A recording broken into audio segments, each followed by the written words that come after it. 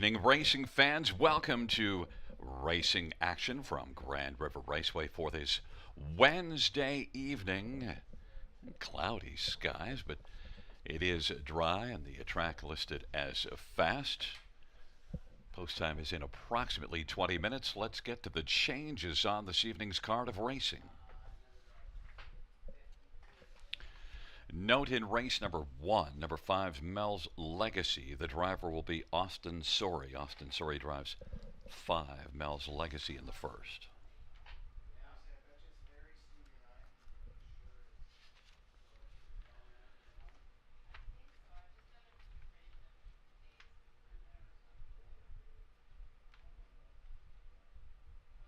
In race number 2 and number 4, Where's My Phone? The driver, Austin Sorey. Austin Sorey drives 4, Where's My Phone?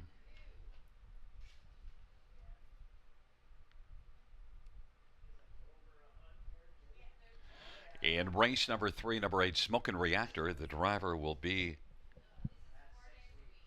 race 3, number 3, Smokin' Reactor, Jason Ryan. Jason Ryan drives the 3 and the third.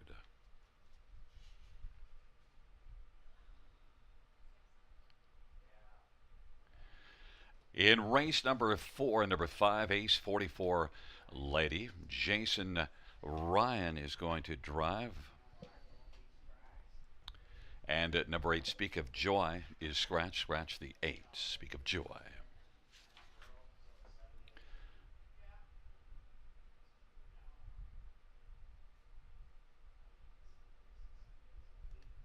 In race number 5, Feisty Like Fire is scratch the 5. And number 8, Airline Pilot, the driver will be Nick Boyd. Nick Boyd will drive the 8 and the 5th.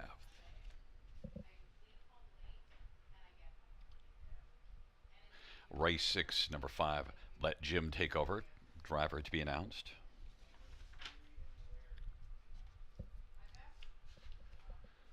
Seventh race, 9, Raise a Little Hill, the driver to be announced. Race 7, 9, TBA.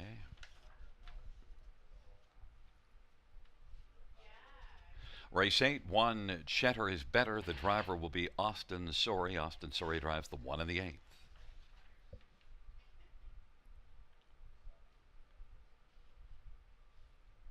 Race 9, number 8, Shushi Deo is scratched. Race 9, 8, Shushi Deo scratched. And races 10 and 11, no changes. Once again, reviewing races 1 and 2. Race 1, 5, Mel's Legacy, Austin Sorey will drive. And in the second race, for Where's My Phone will also be Austin Sorey to drive. It is currently 16 minutes to post time, and time to welcome in my co-host for the racing action this evening and our handicapping expert here at Grand River Raceway, Robert Reed Jr. Robert, today we had the draw for the Battle of the Bells and the Battle of Waterloo, so we'll have a discussion about that coming up shortly. But how are you doing, buddy? Oh, I'm doing fantastic, Gary, because it's Wednesday, right? And it's that night where we kind of take center stage for harness racing in Ontario, Canada, and beyond. Pools are a little more, and there's obviously that extra race on tap as well with 11 dashes on the card tonight. So I'm ecstatic about that, Gary. But hey, we're both excited about those draws for the big day, Industry Day, a week coming up, a week from the upcoming Monday, Battle of the Bells and the Battle of Waterloo. And well, right away we should mention that we have 4. We have 2 Battle of the Bells and 2 Battle of Waterloo divisions to take a look at. And we're going to start off with a look at the third race, which will be the first of the Battle of the Bells. And right off the hop, what jumped out to you with race number 3? Well, I mean, the thing for me, I guess, with the Battle of the Bells in general was that there's 2 eliminations, 6 apiece, right? We're going to have top 4 advancing plus 1 fifth place finisher. And Dave Maneri's got 2 in each of these divisions. So I think that, he's certainly got a pretty nice assortment of fillies. 3 of them are for Ron Burke Racing from south of the border. The trainer that wins all the big dashes down there and some up here as well. So I think that he's obviously got a big chance. And when I look at this race, Benina's Best Bet, the 5, real nice winner last time at Sarnia, and also Wicked Weather. I mean, James McDonald's going to have a pretty tough decision. I think he'll likely go with maybe the connections of the one, because Anthony Beaton trains that one, Wicked Weather. But he's got a tough choice because he's got a few good ones in there. So I'll be honest, this is going to be a good dash, and always interesting to see who's going to take to the half mile surface. Collusion Hanover, I thought, has been fantastic too. Luke Blaze got one in each division as well, and a couple of good ones, I think. She was really good in the gold last time, racing from off the pace, and a winner before that. So I think that, while we do have shorter fields, they pack a powerful punch, and these end up being drivers' races, right, Gary? Those shorter fields, a lot of strategy goes into them.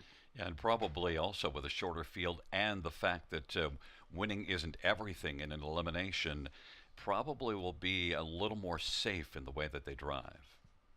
Yeah, I mean, again, a lot of these horses too will be, we saw TH Jackie's Legacy already win here, right? So she's got to win over this surface. So one that we know can get around a half.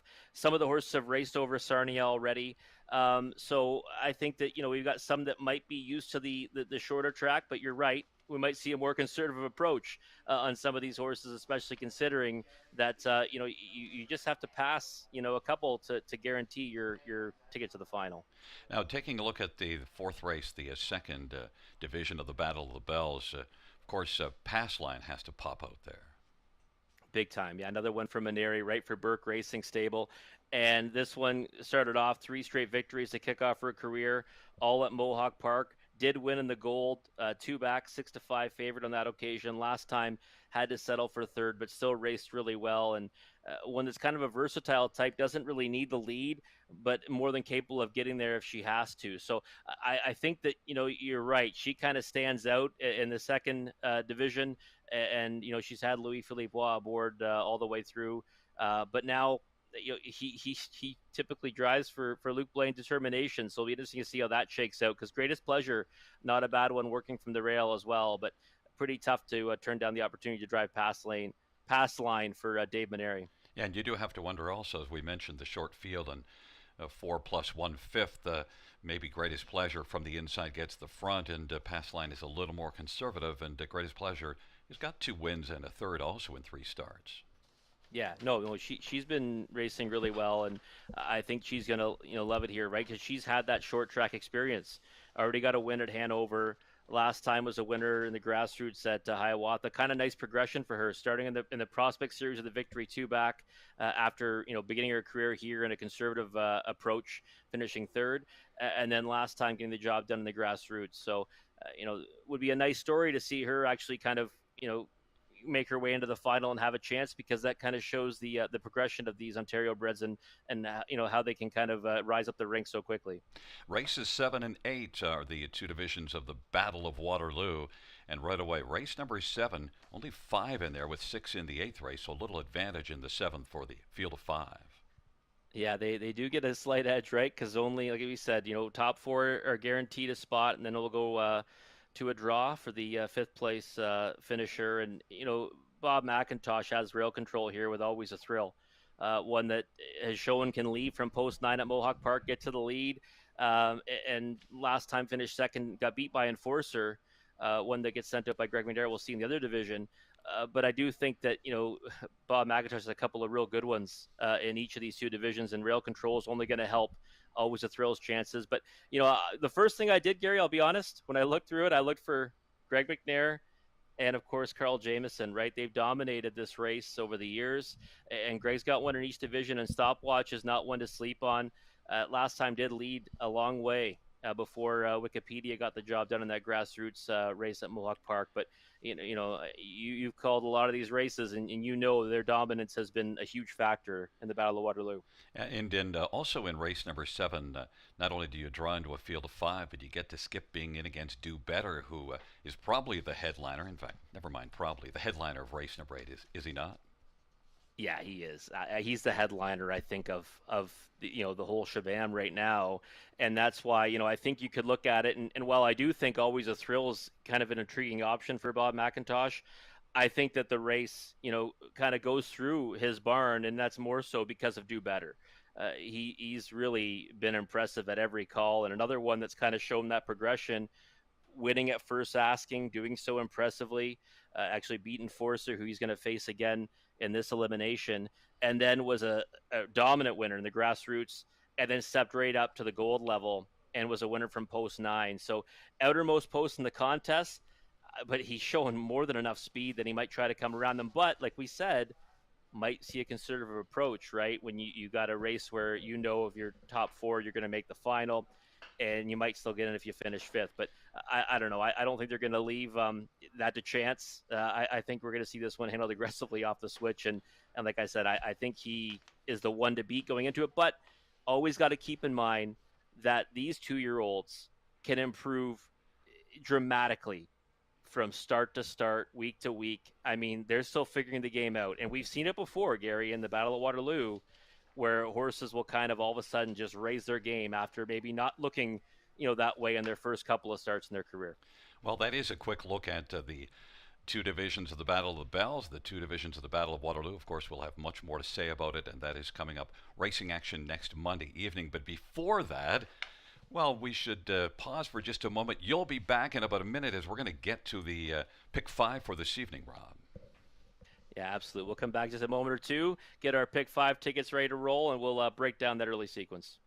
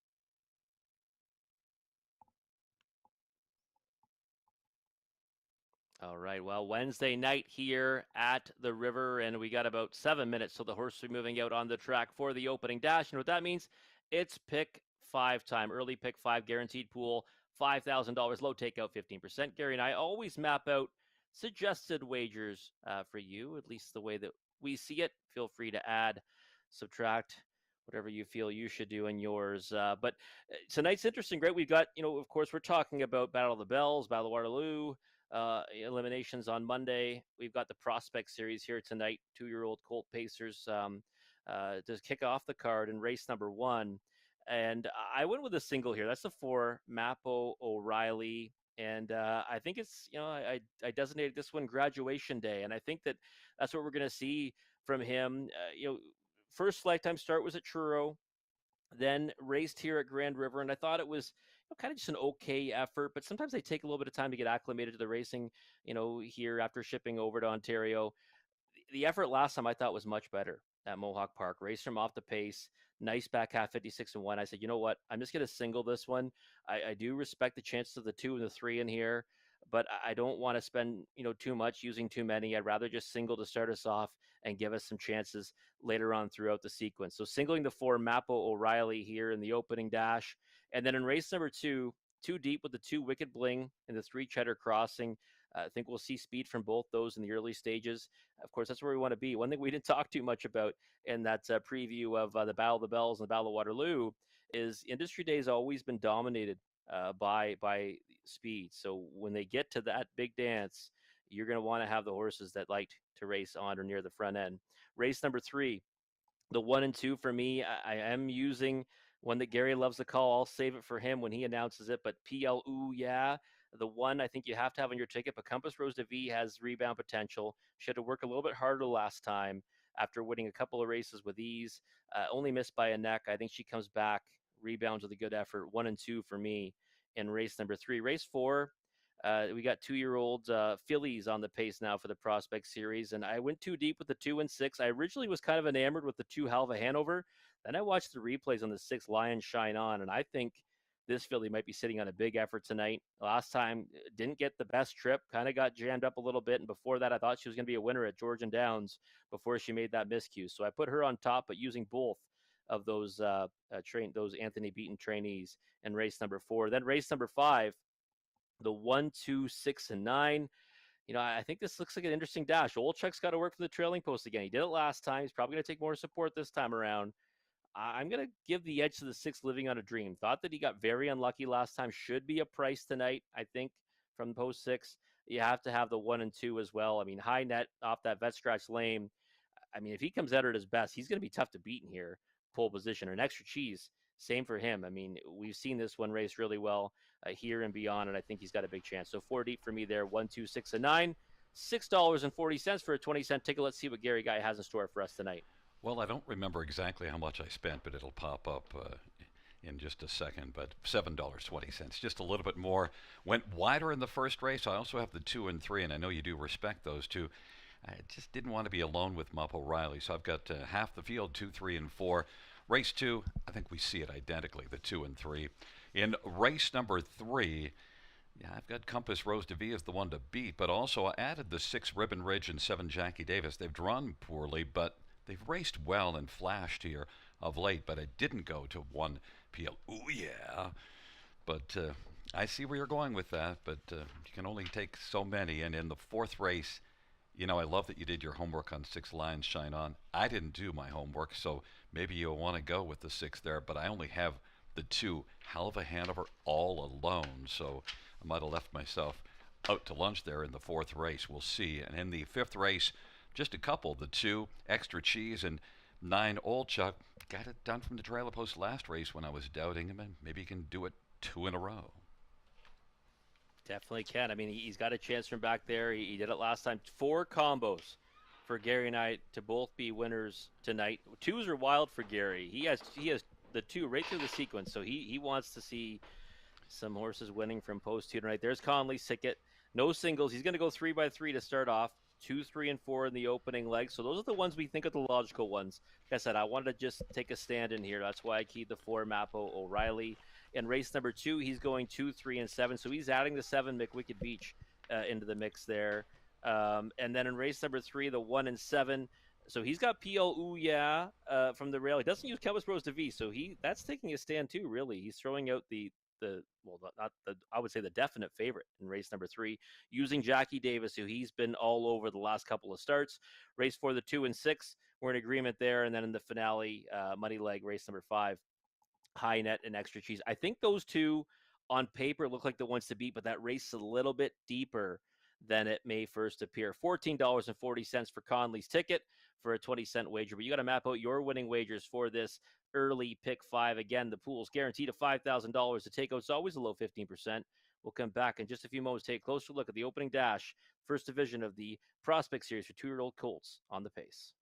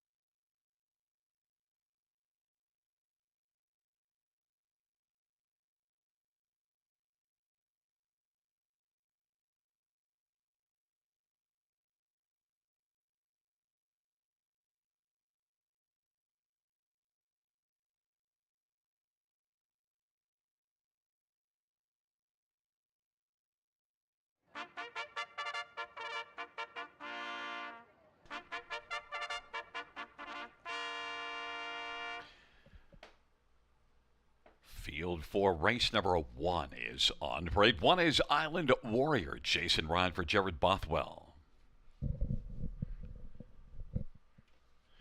Number 2 is Lions Zephyr, Anthony Hahn for Anthony Beaton and 3 Lions Racing.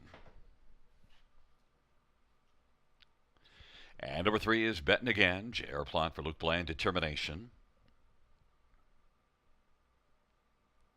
And 4 is Mappo O'Reilly, Paul McDonnell for Haley Curry. 5 is Mel's Legacy, Austin Sorry for Greg McNair and William Brown. And number 6, All-Star Colin Keller for Kyle Bostons and Ken Albrecht. Field of 6, first Dash Prospect Series, 2-year-old Pacing Colts. Let's get a look at this field. And right away, Rob, your top one, Mappo O'Reilly. You went alone on the pick 5. And I want to ask you about that start here, July the 7th, your overall assessment. This one's had one trip around here. Yeah, I mean, I like the fact that he's had a start over this surface. That's obviously something that is a plus for him. But at the end of the day, I'll be honest, I wasn't that enamored with that start. I watched it back a couple times too, Gary, and it took the next one for me to really get excited about his chances here because kind of just got away in the 2-hole. Didn't really appear to have much pace in the stretch when Shaggy and Champ kind of paced away from them. But then I thought last time, when we talk about these rookies kind of improving from start to start, it was a much better effort at Mohawk Park, coming from off the pace, but showing a lot of vigor in that second half of that dash. 56 and 1 back half, got within 3 lengths of the winner. Picked up a small share in the grassroots tilt, and I think that maybe we'll see this one go towards the lead again tonight. But even still, it's a shorter group, short field of 6. I think he can race from anywhere, so that's why I thought that he looked like the one you want to be involved in. And 5-2, I think is a good price on him right now. And then I want to go to number 2, Lion Zephyr, of course, your second choice, and has one thing that the others in this field hasn't been able to accomplish. It's true, and it's one thing my dad would always tell me, that when you're looking at a race and you've got a bunch of horses that have never done something before and one that might be the place you want to go shopping. And Lion Zephyr right now is 4-1 on the board, which I think is that's an overlay. 9-2, even more so an overlay. Got up by a nose last time over the horses 4-5, and they were on a breakaway, Gary. That race at Hanover, they had a huge margin. The rest of them were in a different time zone. They kind of paced away. Obviously, Lion Zephyr did get the benefit of seeing the pocket trip, while Benton again had the lead throughout and was doing the work on the engine. But really, no excuse to give it up by a nose on the end. So I think that if you were going to say you like the 2 or the 3 in here, I'd say, well, you should probably bet the bigger price of the 2, no matter who that is, because they were only separated by a nose last time. And granted, one was 30 cents to the dollar, one was 4-1. I'd still take the bigger price in Lion Zephyr this time. Of course, I didn't know the price, and I took the 3 Betting Again on top. But you know what? Of course, I announced at Georgian Downs that back half and that first start, July the 4th, caught my eye. Oh, and it should. It was a big back half, and I mean, you got those kind of gears you have to respect, right? Obviously, they went to the half and a minute in that race, and this one's banging home. Only got beat, by just under 4 lengths, and then went did all the work in that race at Hanover. But like I said, did get a pretty soft middle half. It turned into kind of a sprint between those two at the end of it. Lions Zephyr got the better of him, but it was a good effort and defeat. I just didn't think that you could say that he did enough to now warrant that favoritism again. Now it's not as a wide margin between the two of them on the odds board this time around, and it's tightening up even more so right now, 6-5 and 2-1. But I would lean the other direction just because the other one got the better of him last time. Yeah, one thing that did jump out on the page was that the 2, 3, and 4 clearly appeared to be better than the other 3. But if you're going to play a superfecta, you need one more. You went to 5, Mel's Legacy. Yeah, I thought Mel's Legacy looked kind of like the logical one to go to there, and where that came from is obviously connections. First of all, tremendous respect for Greg McNair, and that last race.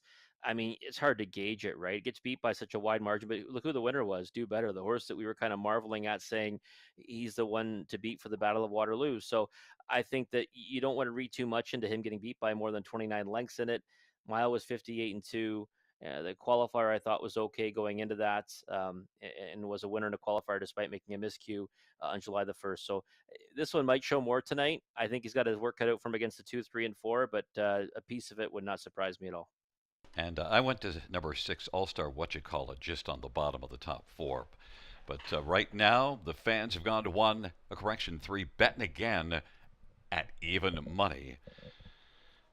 Field of 6, race 1. Island Warrior, Lions Zephyr on the inside in the center. Betting again in Mappa O'Reilly to the outside, Mel's Legacy and All Star What You Call It. It's a field of 6. It's the first dash, first of 11 on a Wednesday night at the river. Here they come.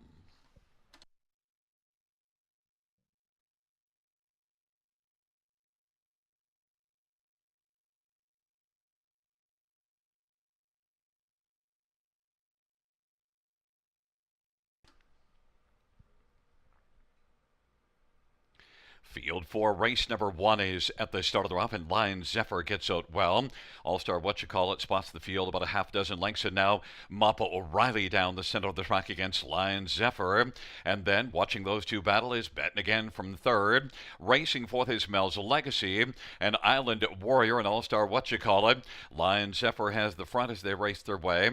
On down the backstretch, Mappa O'Reilly still on the outside, but now is going to take back and find a seat in the pocket. Then betting again is racing third. Mel's Legacy fourth, and Island Warrior and All-Star What You Call It. Opening quarter, 28-2. Lions Zephyr is currently lying on a lead of about 2 lengths over Mappa O'Reilly. Betting again is third. Then Mel's Legacy racing fourth, and Island Warrior and All-Star What You Call It. It is Lions Zephyr 3-1 who's got the lead for Anthony Hahn as they race their way off the turn. Mappa O'Reilly's racing position second as they come up towards us off that 28-2 opening quarter. They roll past the half. Lion Zephyr takes them past the half. Halftime was recorded in 59-1, 30-4 second panel breather. Mappa O'Reilly still in the pocket, and betting again now has come to the outside to work first over. Then following to the outside, Mel's Legacy, then it's Island Warrior, and All-Star What You Call It. And now quickly bursting onto the scene, betting again. Now full throttle on the outside is going to come on and take Lion Zephyr. It is betting again, grabbing a lead of a length, but Lion Zephyr on the inside is coming back and racing third, Mappa O'Reilly. Then Mel's Legacy, 3/4 in 1:29. Betting again, struggling to try to put away Lion Zephyr, who's game, but is a half length back on the inside. Mappa O'Reilly is third. Mel's Legacy advancing as the field turns for home. Betting again leads it by a length now over Lion Zephyr. Mel's Legacy as they come on down the stretch drive. It is betting again. Wins it and is now under wraps at the finish, and flying late. Island Warrior on the outside against Lion Zephyr on the inside, and Mappa O'Reilly fourth, 157-4. And that was an impressive effort because the breather, the 59 1/2, and yet coming first up and getting it done, Rob. Yeah, it was it was one of those ones where you're kind of watching it now and thinking that maybe betting again is better, kind of chasing a target, right? Because this time around, last time cut it out, and Lions ever beat Betting again off his back. This time gets away third, pulls first over, and that was a nice little ambush move to try to just sprint to the lead. And then of course Lions Zephyr did fend off that challenge for a bit, but you could see he was going to lose the war in the end. And Betting again was a pretty strong winner to the wire. So 57-4, it's a good mile, and one that has progressed nicely. Got beat last time by a nose, comes back out and gets revenge this time around. Yeah, and you do have to at least be enough impressed with Lion Zephyr that he did work pretty hard to try to hold him off. Ultimately, he couldn't, but he gave a solid effort. He did, and it's tough, right? Too, because he's kind of shut down the second quarter, and then being asked to then kind of just at a drop of a dime try to pick it up again, take that one on. I don't think it really matters in the end. Betting again was the best in here tonight. I think there's no question about that. But Lions Zephyr did give a valiant effort in defeat, and did hold off Mappa O'Reilly, who kind of raced like he did last time here at the river, after trying to get to the lead early. Got deposited in the 2-hole. Didn't really have all that much pace on the end of it, Gary. We tried to guess which one to use under the 2, 3, and 4, and well, you went 5 and I went 6. Both wrong. One Island Warrior. Yeah. There you go, both wrong. So the one gets in there. We always talk about it, right? Pole position, a spot that you can't ever really ignore, and Island Warrior rounds it out. But should be pretty chalky with the three logical ones finishing 1, 2, 3. Back in front of us is number 3, Betting Again. 2-year-old Better's Delight Bay gelding, owned by Determination, trained by Luke Blay.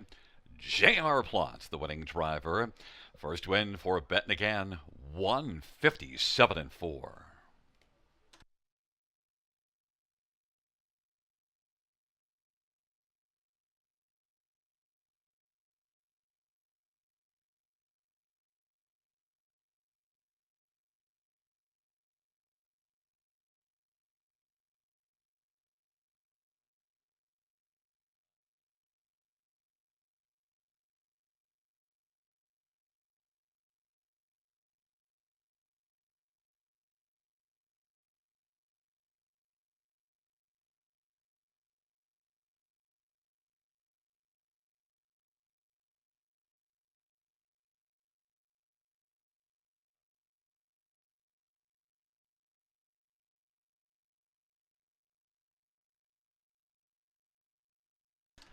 The first race payouts 3 Betting Again, 390, 260, 210. 2 Lions Zephyr, $283, and 4 Mapa O'Reilly, 250.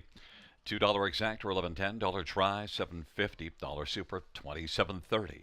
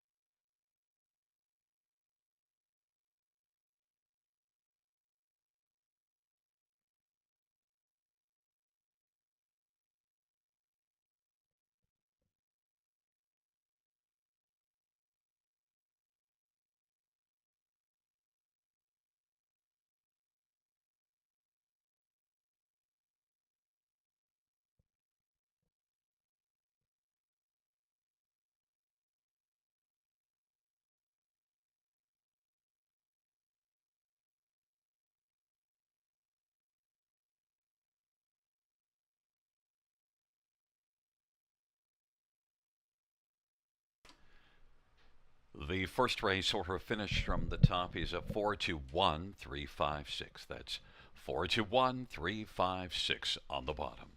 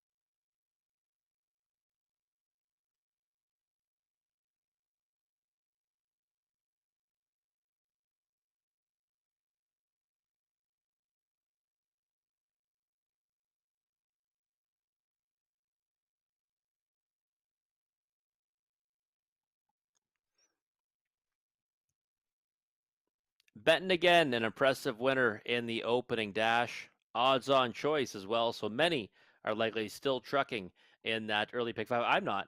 I went elsewhere, so good luck if you're still alive.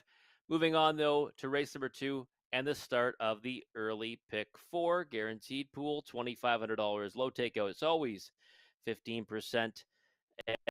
And a lot of us were in agreement in this one just to go too deep with the 2 and 3. They're taking a little support right now on the board.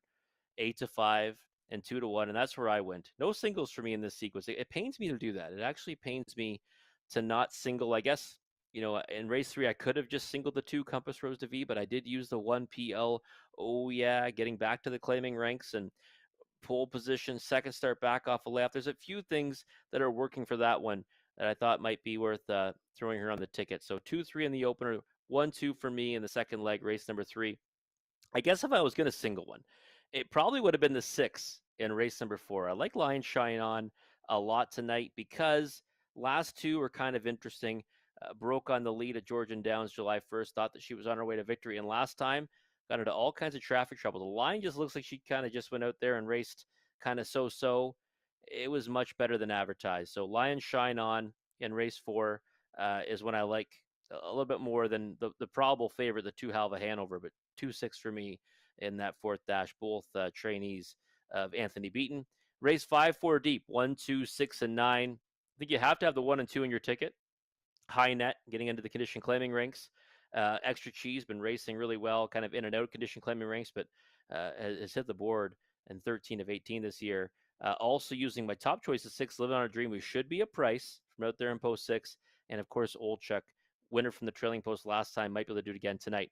But you've got just about a minute or so to map out your winning wagers. I guess we'll get take a quick look at Conley's ticket before we wrap it up there. We got Conley's tickets. There it is. 2, 3, and 7 opening leg for him. 7 scratch, so he's just too deep as well with the 2 and 3. 1, 7 in race number 3. So he's going 2 by 2 by 2 by 2, just like Noah's Ark. 2 and 6 in race number 4. So he's got the 2 trainees from Anthony Beaton as well. Or sorry, 2 entrants in the Anthony Beaton barn as well. And race 5, he's got the 1 and 2. So just $4.80.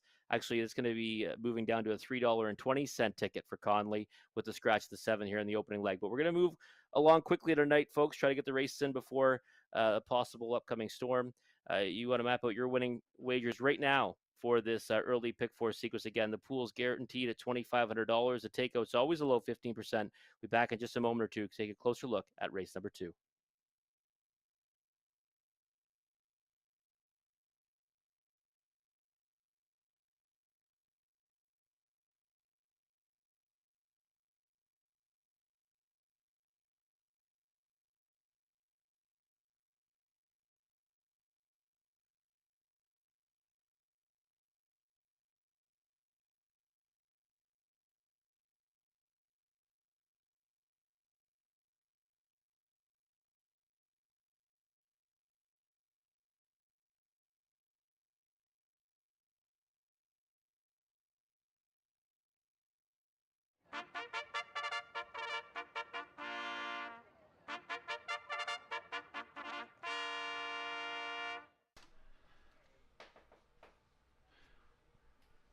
Field for the second on parade. One, Love on Me. Ryan Holiday for Dave Holiday and Ben Holiday.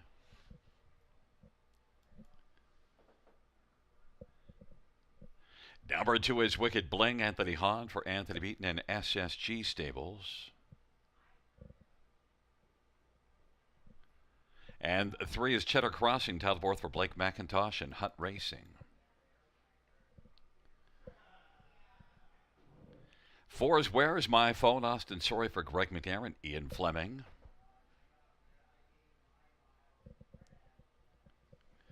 And 5 is Vizzy Z, Travis Cullen for Vicky Gregg and Ross Family Farms.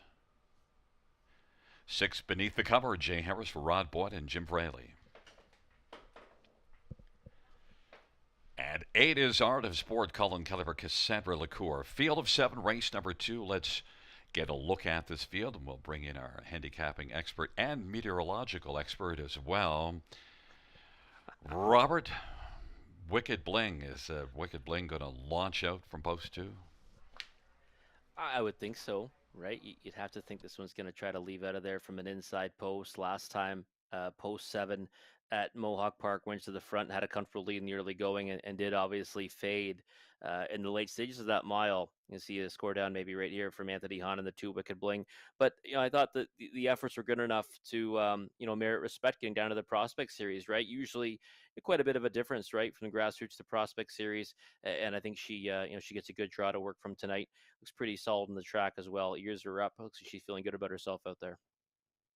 And Wicked Bling is certainly both of our top pick here, 7-2 on the board. But this is another race where we looked primarily at the 2, 3, and 4, and we went to Cheddar Crossing, both of us, for second. Yeah, I thought Cheddar Crossing is one that merits respect in here as well. Again, we saw speed 2 back right here at Grand River, and only got picked up on the end of it by a neck. I thought it was a decent enough effort, and last time, much like Wicked Bling race, was as grassroots event, and ended up getting beat by more than 12 lengths. But again, this is softer competition now, and you got to respect the connections as well with this one. You got Tyler Borth aboard. This is now going to be the third time that he's been aboard Cheddar Crossing, and I think she's going to be going forward off the gate as well. I thought the lineup in this race figured to be 2-3-3-2. And made the best horse win. So, the price discrepancy right now, I might lean the other direction, but I wouldn't be surprised to see either one of those two emerge victorious. Number 4, Where's My Phone, is interesting in here because that's a very tough opening quarter, and yet still at least could dig home 28-1. Yeah, and it was kind of the idea there, right? We talk about it all the time with horses that, get beat by wide margins in races where they're facing off against tougher. And we've got, a few in here that have been racing at the OSS grassroots level that now get down to the Prospect Series. So wouldn't be surprised to see all of them kind of raise their game. Now, Where's My Phone maybe a little further back than the other two, but like you said, Gary, that 28-1 final quarter. And I like the fact too that bookends is something I look at a lot, which I don't know if others do, but the fastest 2 panels for this one were the first one and the last one. So she was able to use up some energy in the early going and still come home reasonably well, despite getting beat by a wide margin like we already discussed. But I think that there's room for improvement there. And we might see her step up with a better effort. 8-1, not the worst price in the world. And then we both went to number 1, Love on Me, for fourth. While we saw Post 1 come in fourth last time out after the 2, 3, and 4 got their top 3 spots. And this is one, if fans are looking at the time 2, 3, and 4, and they miss the fact that the track was off 3 seconds, they might be missing out. Yeah, that's the one thing you always got to consider, right? It's at Hanover as well, and 3 seconds off. So I mean, with the variant, I mean that's a 2-minute and 4 mile over Hanover. That would probably put her, in the conversation with others in here. And I thought it was a decent one and rail control as well. So she's already shown she can just kind of leave off the gate, get away well from that spot. I think it's got to be the game plan again tonight. I don't see her giving up too many spots. She might have to give up a spot to the 2 and 3, who I think are going to blast off the gate. But she should get a favorable journey and get a piece of it. For me, bottom end of the try and super, but if she did better than that, would have surprised me? No. And should mention, Chief Meteorologist, there's some rain falling on my window here now. Okay, that's great. I'm happy that you were able to report that live. I'm looking at the radar on my computer right now, though. So thank you for that report. The gate is rolling for race number 2. Field of 7, Love on Me, Wicked Bling on the inside. In the center, Cheddar Crossing, Where's My Phone, and Vivi Z to the outside beneath the cover, and Art of Sport. It's a Field of 7, race number 2.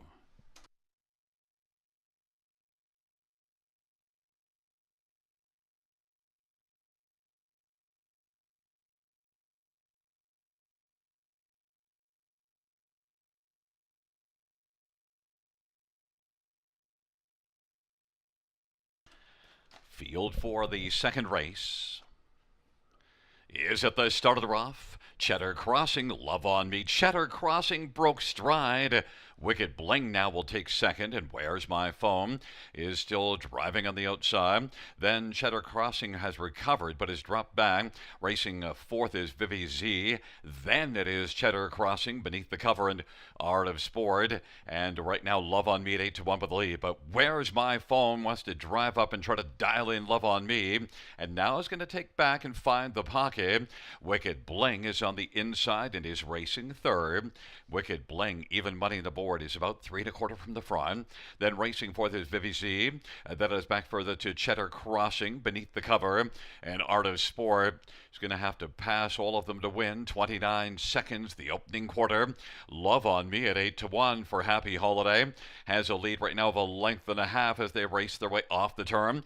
Where's My Phone on the inside? Where's My Phone? Well, the phone's in the pocket. On the outside, Wicked Bling is moving. Wicked Bling with a burst of speed and is going to try to come on and clear to the front and was able to do so. Wicked Bling, Love on Me is racing second and now popping out as they work on around the turn. Vivi Z is racing third. Then Where's My Phone is on the inside, shuffle back to fourth, and then Cheddar Crossing beneath the cover and Art of Sport. It is Wicked Bling as they race the way towards 3/4, but Vivi Z is only a half length back and is chipping away. Love on Me is racing third, and then Where's My Phone and Cheddar Crossing. Vivi Z on the outside, Wicked Bling on the inside.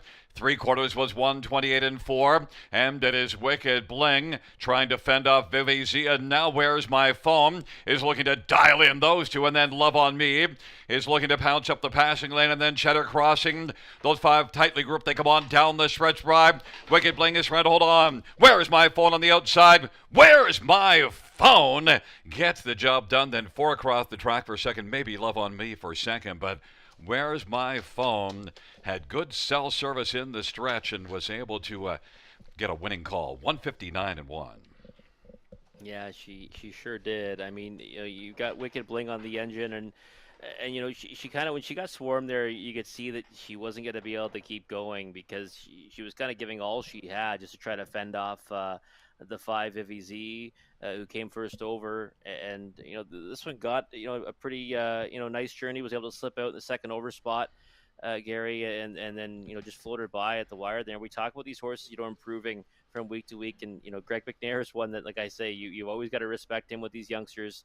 And this one obviously got beat by a wide margin last time in the OSS Grassroots. This time around, much better. A winner here at Grand River in 59-1, just 2 seconds slower than the time at Mohawk Park last time. So this one obviously made some pretty big strides since then. And then it did look like that Wicked Bling might have held on for second, just looking at it there. It was 4 across the track for a second, but it looked like it might have been Wicked Bling at least sticking around for that spot. Yeah, it might have been. And Cheddar Crossing, I think, is the one you'd circle for next time, right? Because made that unfortunate miscue early on, was certainly trying to get forwardly placed the way that we would have expected, and then did make a bit of a recovery kind of quickly. Still lost significant ground, and then I thought finished with some vigor on the end of that mile. Probably not the way that she wants to race either. So I put a circle on her for next time. 4-2-5-1. Both of us, didn't go. We went too deep with pick fives and would have needed a third one out anyway. But now we're both out, Rob. Back in front of us is number 4, Where's My Phone? A 2-year-old Big Jim Brown filly, owned by Ian Fleming and Greg McNair. Greg McNair, the trainer. Austin Sorey's the winning driver. Where's My Phone? 159-1.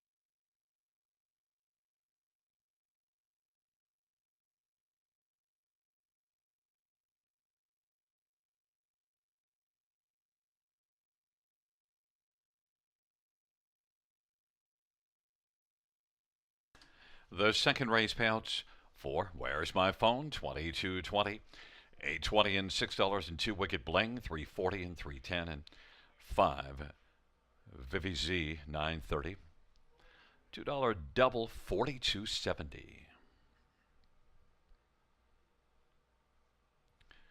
$2 exactor is 69.10, dollar try 350.45, and the dollar super 1124.70.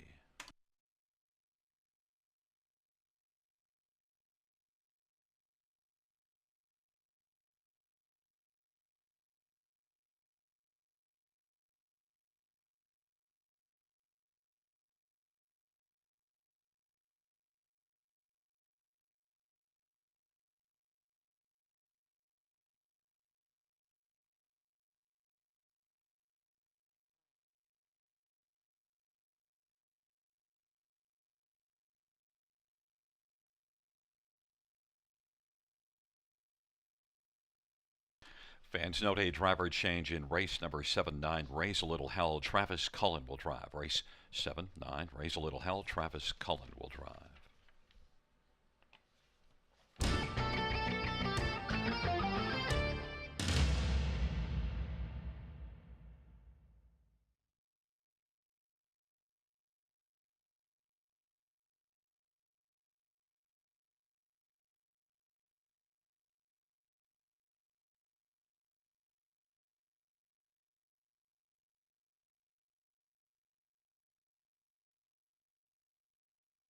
Fans note also race number 6-5. Let Jim take over.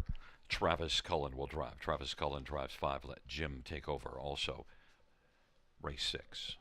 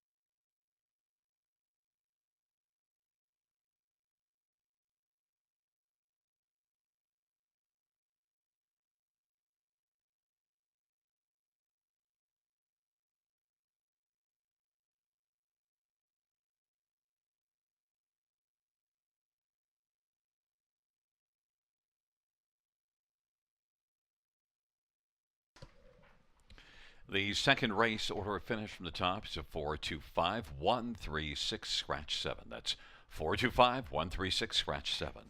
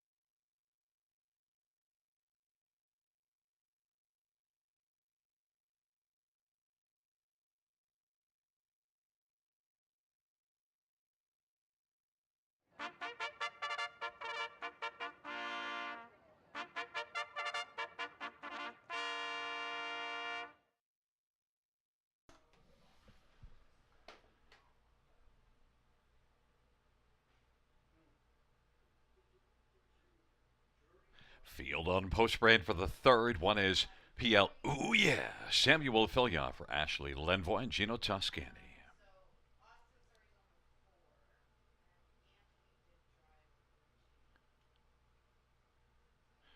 Two Compass Rose to be Daryl Thiessen for Jacob Roberts and Steve Adams.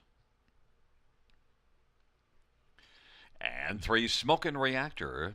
It's Jason Ryan for Craig Gilmore and Dana White. And four Ms. Megan Sparkle Ryan DeRoche for Shanna Toll. Five Jam Outspoken Brett Madonna for Ryan Stewart and Lisa Stewart. And six Ribbon Ridge Tyler Borth for Bud Sinclair and Ross Holmes. Seven Jackie Davis Travis Cullen for Patrick Bissett and Gary Stoddart. Eight Custard Smoothie Jay Harris for Craig Gilmore and Dana White. And nine is Watch Her Fly Nick Boyd for Craig Bars and Norko Sokolovic. Field of nine Jason Ryan Drive three Smokin' Reactor. And first up, Rob, we're not going to get 6-1 on Compass Rose to V, are we? I didn't think so. I was kind of surprised early on when I saw 3-1 on the board, but a lot of money coming in for the one right now, Gary. And I mean, 5-1 would be an incredible price. I mean, I think even like 5-2, 3-1 might be an incredible price because last time, obviously, she had to work a little bit harder, right? She was put into play off the gate, drove to the lead. Half was clicked off in 56-2 after a 27-3 opening quarter, and she was under pressure kind of throughout before only getting beat by a neck to Jackie Davis, who got a perfect trip behind her after kind of stretching her out a little bit before she made the lead. So 85 cents to the dollar on that occasion. I knew we weren't going to see that short of a price tonight, but I think 5-1 is insane value right now in the two Compass Rose to V. And, well, look, I didn't use one PL Ooh Yeah at all in my top four, but I'm glad I didn't actually if we were just talking about the price because this one's been savaged all the way down to 1-2. Yeah, it's one of those things where you're okay to maybe watch this one at that price and not use her anywhere. I did use her in the second spot. I mean, and the biggest thing for me is that last time, first start back off the bench, and that was the bottom condition race, but it was obviously tougher horses than these, and had to go up against Exotic Dragon on that occasion, right? Who we've seen her do really good things here, win up and step up the class ladder, won again, and I've actually got her picked on top on Friday at Mohawk Park. So it just shows you that I think she's racing that well right now. So I don't think you can really look into this one's performance last time and think it was that all that bad. Easier spot tonight, Rail Control, but 3-5. Yikes, that's just way too short for me. And I think that even if she does take a step forward, second start back off the bench, she's got her work cut out for her to beat Compass Rose de Villa. She brings her A game. Number seven, Jackie Davis. I think fans are over responding to post seven. Look, two races back. This one was seventh at the quarter, seventh at the half. How'd that turn out? Yeah, it's one of those things where you say we do see a lot of overreactions sometimes because of post. I think it is situational. And with her, she's kind of versatile. She can race from anywhere. She's a horse that does well on the lead, but that effort too back, she got away seventh off the gate, and actually I thought was a winner briefly before Compass Rose de V, kind of found another gear to win it. So I think you're right. Jackie Davis not getting much respect right now at 12-1, and probably deserves to be bet a little more than that. If you're looking for just some value on the board and take a shot on a flyer, you could do worse than taking her at 12-1 right now. And then I didn't show respect to three Smokin' Reactor, but there's only one reason for me: June 18th. Yeah, a little bit of time between starts, but this horse, she's got 20 lifetime wins. She's got the back class in this field, no question about it. Almost 150,000 made. Obviously has not been in her best form as of late, but now she gets down or back down to the condition claiming ranks. And last time she made a break in stride when she raced against similar company. I've always liked this horse, Gary. I know 1 for 20 on the season, but I wouldn't be surprised to see her step up with a better effort here. 13-1, I think, is about the price you'd have to demand if you were playing her to win, but I wouldn't leave her off any of the exotics. The one that I did use on the bottom is for Ms. Megan Sparkle. Yeah, that last race is not one that looks very good on paper, but if you look at the paper just before that, racing consistently well. very consistent. Hit the board in 10 of 19 this season, and we always say it, right? Post 7, post 8. We're willing just to forgive her for that. She got away last off the gate, and she's never really in it, and she did make up ground throughout the mile. So I'm in agreement there. 5-2 morning line I thought was obviously too short, but 10-1 actually. That makes her a little more appealing and one that you can't leave off the try and super. Well, we're down to 2-1 now on Compass Rose de V, and hoping that it doesn't drop further, but it may well, as the fans are all over 1PL. Ooh, yeah, with Samuel Filia. Taking up their positions, it's a field of 9. PL Ooh, yeah, Compass Rose de V, and Smokin' Reactor to the center. Ms. Megan Sparkle and Jam Outspoken to the outside. Ribbon Ridge, Jackie Davis, Custard Smoothie, and the second tier, Watch Her Fly.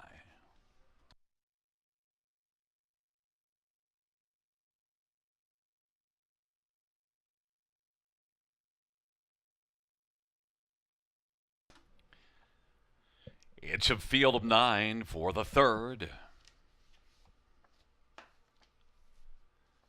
Field for the third. Gathering speed approaching the start. And they're off. Miss Megan Sparkle, PLU, yeah. Jam Outspoken, Compass Roast V's into the front 4. Then it is Watch Her Fly and Smokin' Reactor.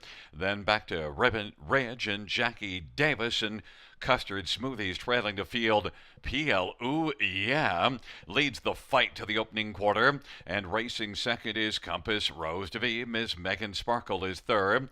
Then racing fourth is Jam Outspoken, or rather Watch Her Fly, and then Jam Outspoken. Then it is back to Smokin' Reactor and Ribbon Ridge, and then Jackie Davis. And trailing the field is Custard Smoothie, but PL, ooh yeah, has got a lead of about 2 lengths right now. Then Compass Rose de V keeping a watch, and then Miss Megan Sparkle is third. Racing fourth is Watch Her Fly, and Jam Outspoken is fifth as they come off the turn. PL, ooh yeah, and Sammy Fillion's got the lead. Compass Rose de V is second, 27-4 opening quarter, and the halftime is coming up for PL, ooh yeah, and it was recorded in 56-4, 29-second second panel. Compass Rose de V is racing second. Miss Megan Sparkle takes to the outside now. Then it is Watch Her Fly. And then it is back to Jam Outspoken on the inside. Smokin' Reactor. Then Ribbon Ridge. And Jackie Davis has a lot of work to do. And then Custard Smoothie. Miss Megan Sparkle. Now on the outside is stuck a nose in front. Miss Megan Sparkle has taken the lead, and now Compass Rose de V is out and now looking to pounce. It is Miss Megan Sparkle. Compass Rose de V. PLOU, yeah, is dropping back, and then on the outside, Watch Her Fly, and blocked on the inside is Ribbon Ridge, and then it is Jam Outspoken and Jackie Davis as the field turns for home. And it is Compass Rose de V. Miss Megan Sparkle. Compass Rose de V. On down the stretch drive they come. Compass Rose de V wins it. Dropped to 4-5 though on the board. Miss Megan Sparkle was second. Then it was Ribbon Ridge and Watch Her Fly 156-1. Compass Rose de V. We wanted a higher price. We didn't get it, but at least we got the winner. Yeah, we get the winner. 4-5. We kind of expected this one to take the support and here, Gary, and obviously 7-2 was just an absolute dream. Odds on in the end, and I thought she was one that deserved a lot of respect in this race. And by the way, let's just point out though, what a sear by Daryl Thiessen. That was a magician-like move to get extricated from the pocket there, because that's the problem, right? He kind of just let let Pio kind of dictate things early, and then there's a decision to make, and he kind of sensed that one was letting go on the engine, and was able to slide out second over position before just attacking Miss Megan Sparkle when she made the lead. So real slick steer there by the Cowboy, and I think if he doesn't get out there, we see a much different outcome. And I thought people were overlooking Miss Megan Sparkle. That was a solid effort. Yeah, it was, and you're right. I mean, the odds board on her. I mean, she took some support late. She ended up taking money to be the third choice in the race, which again, as you noted, her paper with those many second, third, mostly third and fourth place finishes, meant she should have got a little more respect in there, and she would have got away from the field there in a hurry. if Compass Rose V doesn't get out of that pocket there. So, very, like I said, very impressive steer by Daryl Thiessen to get her out of there. If not, Miss Mega Sparkle may have just ran away with it. And I know you always look at all these replays. The thing that should jump out is 6 Ribbon Ridge getting blocked and then coming late. Yeah, she did, and similar thing last time for her. So it's interesting. She used to be a horse that needs to draw inside, where she can get forwardly placed. Now she's showing when she draws outside, she's versatile. She can race them off the pace. So again, we'll watch for her when she gets an inside draw. I think she'll be right there with them again. It's a 2-4-6-9 top four, and back in front of us is number 2, Compass Rose to be a 3-year-old. Always be Mikey Bay Filly, owned by Steve Adams, trained by Jacob Roberts. Daryl Thiessen, the winning drive. 4th win this year, 7th lifetime. Compass Rose to be 156-1.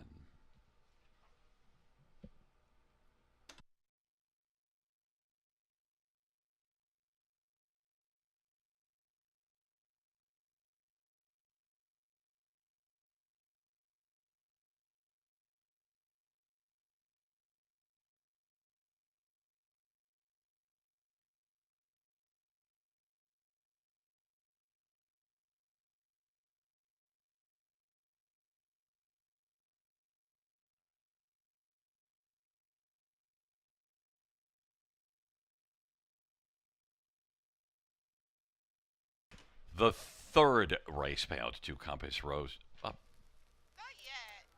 Getting ahead of myself.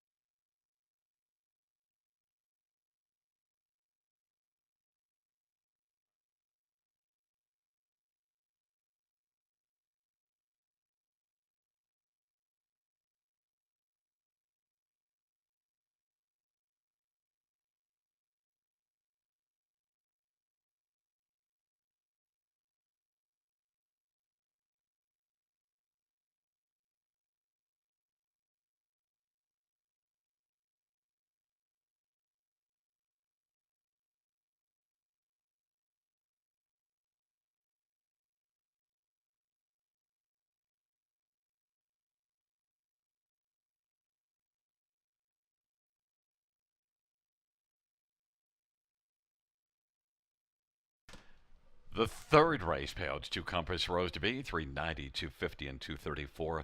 Miss Megan Sparkle 510, 336. Ribbon Ridge 460. $2 exactor 1520. Dollar try 3570. Dollar super 208.30.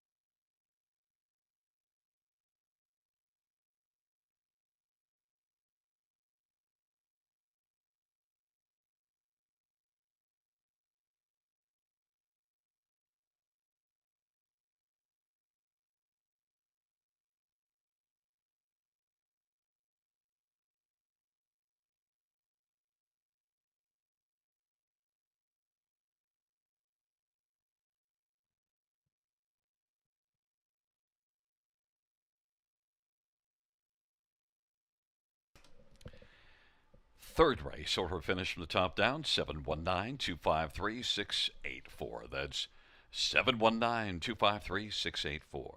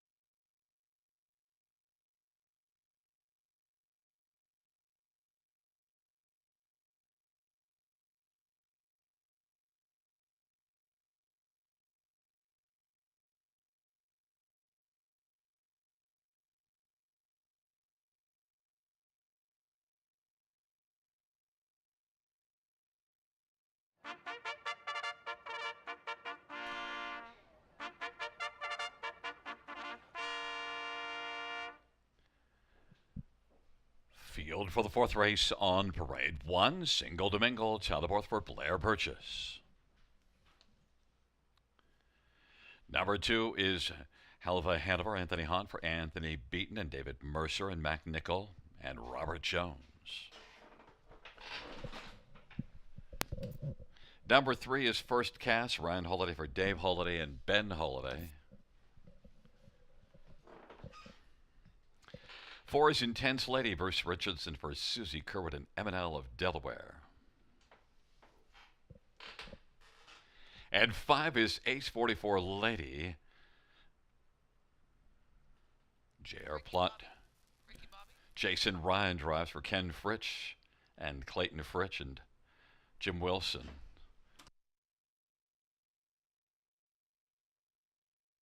Six is Lions Shine On, Jay Harris for Anthony Beaton and Three Lions Racing. And seven in to go, Mike Horner for John Marshall. 8 is scratched, and 9 is McPaisley, Mariaba Eroja for the stable. Field of 8, race number 4, Prospect Series. Let's get a look at this field, and you've got to be just chomping at 6 Lions to Shine On. You might be spending some of the mortgage money on that one. Yeah, I am, Gary. I mean, maybe not the mortgage money. Let's not get carried away here, but I do like the 6 line shine on a lot, and the price is just, I'm, I'm very surprised by it right now at 23 to 1. And I guess it is kind of hidden, right? You look at those two lines, you see two fifth place finishes, wide margin in one, and still a pretty big one in the next one. But I thought she was moving, reasonably well on the engine at Georgian Downs. You just saw that race on July the 1st. She had a comfortable lead when she made her break in stride at 9 to 1. Maybe she wasn't going to win. I thought she might, but then I thought last time she raced way better than advertised because she got away sixth off the gate and she started making up some ground up the inside. I saw some real nice movement from her, and then she got jammed up. Her momentum got stopped, and it was kind of unfortunate because I think she would have gone on to do something pretty good in that race. I'm not saying she would have won, but I think she would have definitely done better than the fifth place finishes she had. So now, the more we talk about it, the lower the price gets. But 10 to 1 still value, and like I said, I kind of more and more I watched her and her stablemate, I was more enamored with her. And right now, there's a big discrepancy in the odds board. Well, and Have a Hanover is the one that the fans think you have to have in here. 3 to 5 on the board. Yeah, and she obviously has a better line to work with when you look at it. I mean, much more appealing because she finished closer. I mean, same position, fifth. She was more than a second faster in her mile. That was her first, start of her career, and now, with that race under her belt, you think she'd be better coming into this. Obviously, a huge post edge too, post two versus post six, nice back half to work with. But a 4 to 5 to me is just a little too short. It's not very appealing. Having said that, Lion Shine On's price a lot less appealing now at 6 to 1, but I still lean in that direction. And a price that's not all that enticing to me is 9 McPaisley now at 5 to 2. Yeah, we talk about the trailing post and the woes that we've had this season. They've obviously gotten better, but I think for a 2-year-old, it's even tougher, right? It's even tougher to ask a 2-year-old to leave from the trailing post, and get into the race. And I thought the race was okay last time. I didn't think it was enough that she'd be 5 to 2 in here. I know that was her morning line, but I thought she'd be more like 6 or 7 to 1. And to me, it's just too short of a number. And a last thought on 3 First Cast. First cast, last time made a break in stride, then rush first over. Not easy for a 2-year-old to do that. She ended up fading back to fourth. She got placed back to sixth, but I thought there was something there. I think with a clean line, she might be able to get a piece of it. Big number on the board right now, 30 to 1. Well, right now, not a big number on 2 Have a Hanover, 3 to 5. And Rob's top choice, Lions Shine On at 7 to 1. Taking up their position, single to mingle, Have a Hanover in First Cast on the inside. In the center, Intense Lady and Ace 44 Lady. To the outside, Lions Shine On and Indigo. And the second tier, McPaisley. Field for the fourth race is at the start of the rough. And they're off. Have a Hanover, single to mingle. Ace 44 Lady and Lions Shine On. Then First Cast, Intense Lady, McPaisley. And Indigo is back trailing the field as they work on around the turn. But right now, Have a Hanover's got the lead. But Lions Shine On the outside. Lions Shine On wants to come on and have a front position. And right now, it is going to be Lions Shine On who's coming on to shine early and take the front. Have a Hanover's racing second. Single to mingle is third. Have a Hanover is going to reclaim the lead with Lions Shine On racing from the pocket. Single to mingle is third. Then it's McPaisley, and back racing fifth is Intense Lady. Then it is back further to First Cast and Ace 44 Lady, and then trailing the field is In to Go. But right now, Have a Hanover 2 to 5 on the board, leads by about 4 lengths over Lions Shine On with single to mingle third. Front three spread out a bit, and racing fourth is McPaisley. 30-1 opening quarter, and it is Anthony Hahn and Have a Hanover leading as they race on past the half. The advantage right now is about 2.5 lengths, and Lion Shine On, single to mingle is third. Then McPaisley, First Cast now, is moving to the outside and is taken to fifth as they work their way into the backstretch, half of 101, and it is Have a Hanover. That lead is stretching out, and now here comes McPaisley on the outside. Lion Shine On is racing third, and single to mingle is racing fourth. Have a Hanover. McPaisley is chipping away. That lead is shrinking. It's down to about 3 lengths as they race up to 3/4 and 131. Have a Hanover. McPaisley is trying to fashion a late bid and is closed to within about 2.5 lengths, and then Lions Shine On and single to mingle. And they race their way to the top of the stretch. Have a Hanover. McPaisley, Blind Shine On, is still holding on to third. And single to mingle. Have a Hanover just continues to march with authority to the finish. Have a Hanover at the finish, a winner. Then Lion Shine On came back to get second, McPaisley third, and single to mingle fourth. Have a Hanover ultimately ended up being the one that you had to have, but 2 to 5 on the board. I actually love you taking a shot on 6 Lions Shine On and raced pretty darn well. Yeah, she did actually, Gary. You know what? It was one of those ones where I was like, what's happened here? I thought she'd have a lot more to offer, and she kind of just got passed by McPaisley on the backside for the last time. And I said, oh, maybe she's just gonna take her ball and go home. But she ended up coming back on really nicely to get the play spot, and really, I guess if I was smart, I would have just bet the two beaten trainees. I thought they were the two in the race. This exact is paying probably way more than it should be right now. Would have been nice to box it. I was focusing more on Lion Shine on getting the job done, but Halva Hanover was much the best. I mean, left with intent. That was the other thing actually we didn't talk about before the race, is that she's got a friend Lion Shine on right, and Halva Hanover leaving out of there. So coming around that one, got a nice trip behind them, but there was never really any doubt Halva Hanover was going to be a winner at 2-5. We like looking for a better number. We did, and we ended up splitting the two favorites. But Lion Shine on did end up going off with the third choice in the race at 7-1. Yeah, no glory in picking the 2-5 winner. I did have a Hanover, but so did everybody else. And so I admire the 7-1 shot. And McPaisley from the second tier, a trailer post.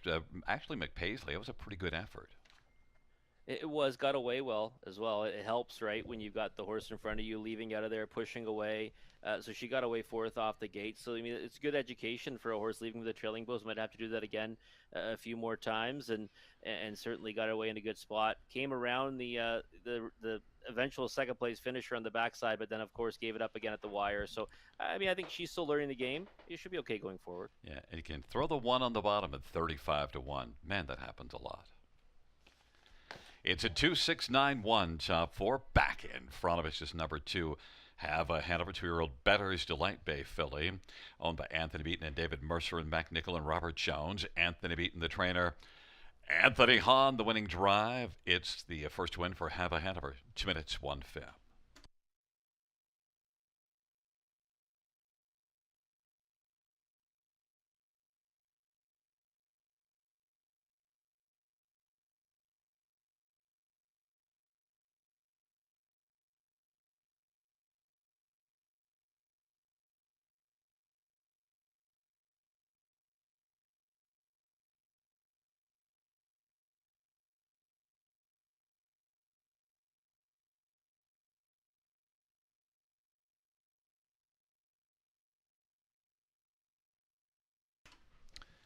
The fourth race payouts to Have a Hanover, 290, 220, 210. 6 Lions Shine On, 483.69. McPaisley, 290. $2 exactor, 19.40. Dollar try, 23.85. Dollar super, 153.15.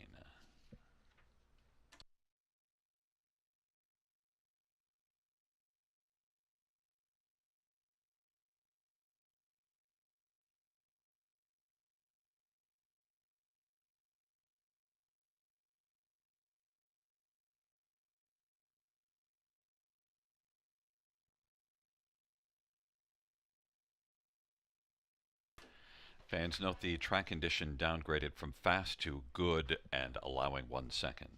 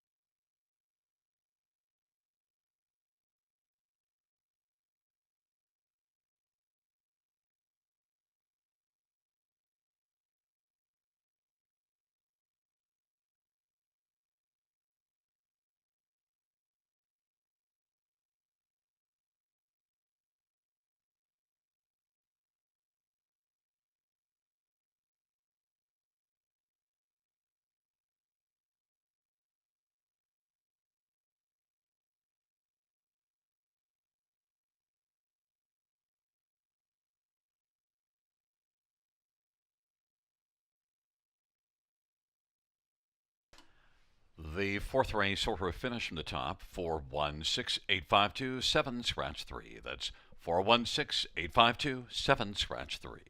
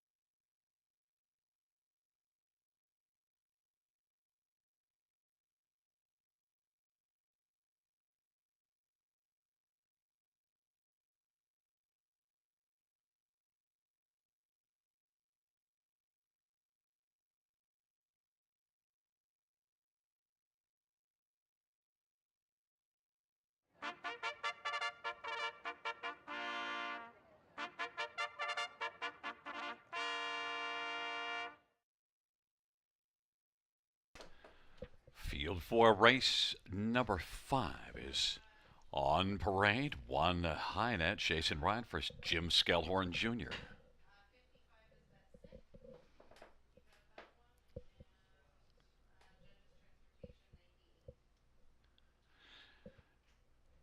Three is shouted out loud. Anthony Hunt for Chantel Mitchell and Mitchell DiCenzo and Anthony DiCenzo.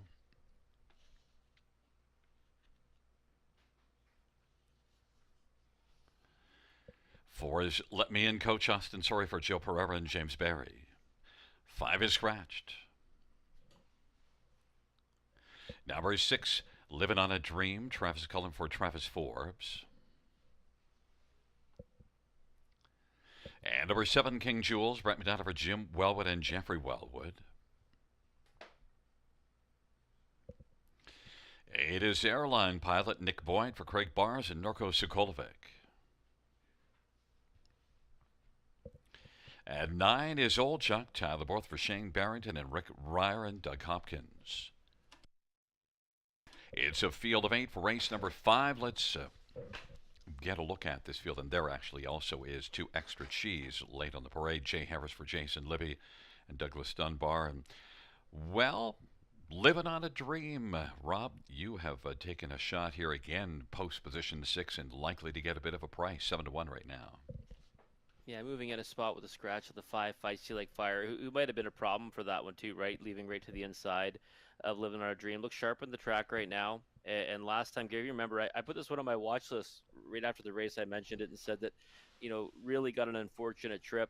Was on the engine, or sorry, was in the two hole. The horse on the engine, kind of stopped rapidly on the bend for home, to the top of the stretch, and kind of gave this one no chance. So edging out, chasing to the wire, had to settle for third. But really the trip is what did it. And we talk about that is that, if you're in the pocket, it's a great spot to be in, but you need that leader to carry you to the head of the lane. And if they don't, you're going to be in big trouble. That's what happened to Living on a Dream last time. And I just said, you know what, I'm going to stick to my guns. I said I was going to bet him back. Post 5 now to work from, and third start back off a lengthy layoff.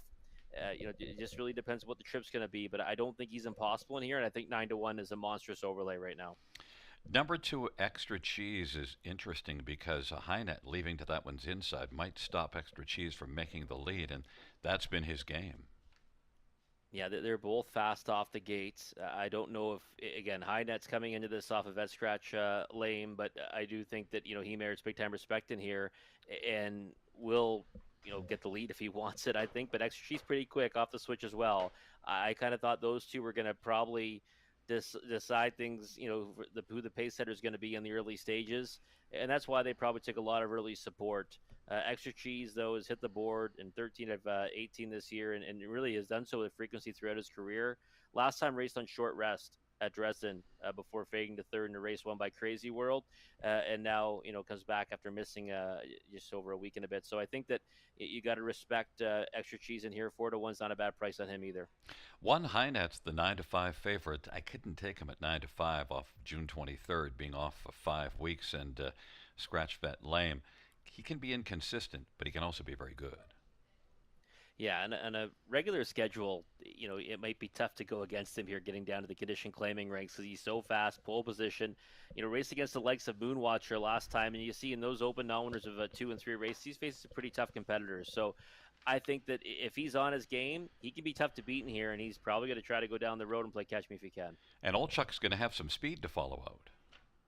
That's the best thing about his trip tonight, right? Trailing post again. Last time he got away 5th. If he can stay tight to those ones in front of him, he's got 2 speedsters directly in front of him. He's kind of pick your poison. You go out between either one of those two, and he should be in the race in the early stages. Well, you've made me a believer in Olchuk. I took that one for second, but it's an interesting dash. There's a lot of possibilities, and your top one, Living on a Dream, is sitting at 8-1. And I'm on 2 Extra Cheese at 7-2.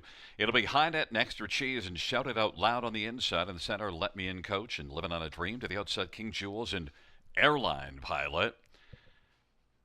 And the second tier, Old Chuck.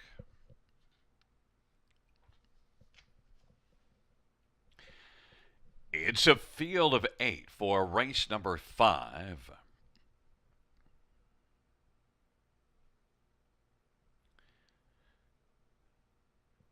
They're at the start and they're off, and Extra Cheese is going to come out quickly. Let Me In Coach, Living on a Dream, and King Jules, and then High Net along to the inside.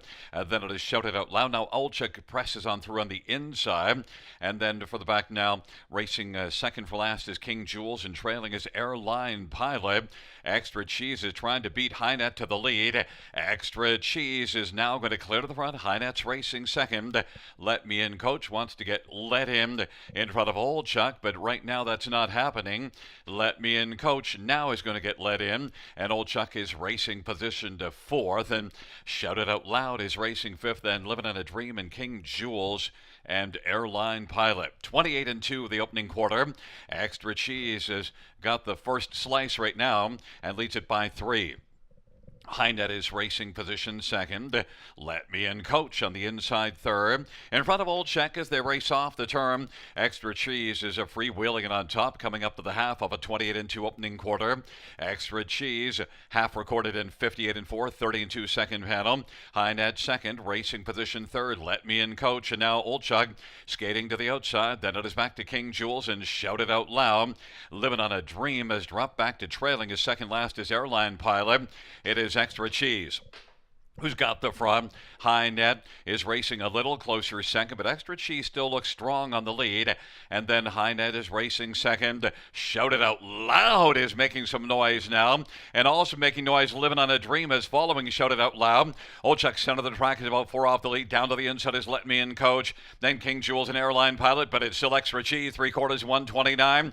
Extra Cheese, High Net has popped out. Extra Cheese and High Net. Shout It Out Loud, and on the inside, Let Me In Coach. Extra Cheese as they turn for home. On down the Shrisbrov they come. Extra Cheese and High Net. Extra Cheese has a little extra at the finish and wins it. High Net was second. Then third was Shout It Out Loud, and 3 across the track for fourth. 159 and 3.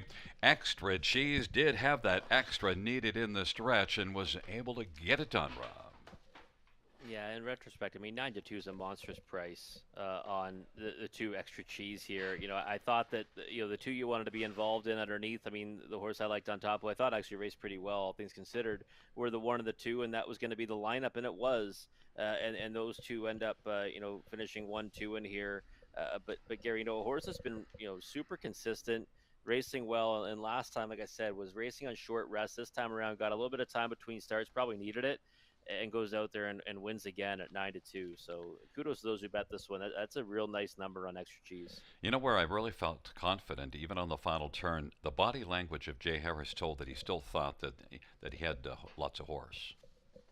Yeah, I thought so too. You know, High Net, and again, you know, High Net's coming into this off a little bit more time than Extra Cheese and off that vet scratch lame. So you'd have to think that he probably needs to start, even getting that nice trip in behind this one, and he wasn't going to catch Extra Cheese, you know, tonight the way it all panned out, and Shout It Out Loud, right? We always talk about inside numbers, right? These high five races, we always say afterwards, it's always the inside numbers that seem to hit. Well, here we go again.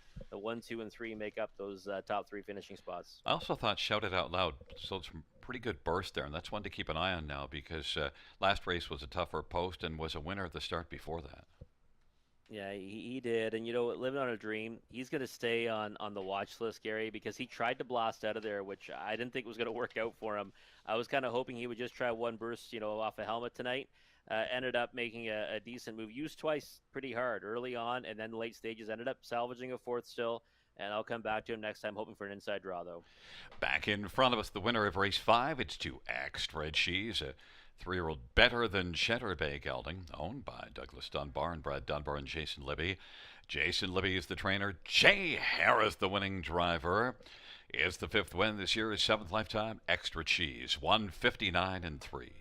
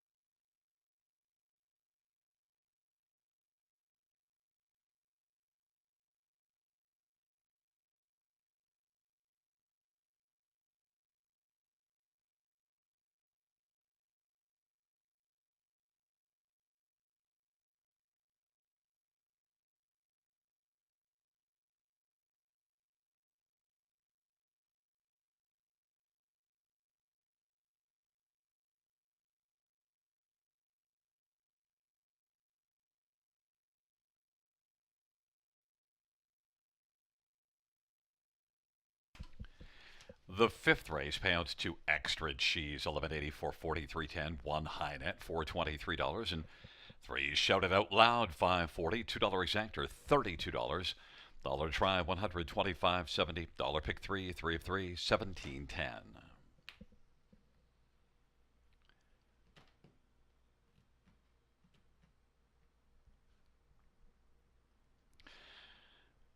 Dollar win for 344.75. Dollar pick five 521.35, and the dollar high five 751.90.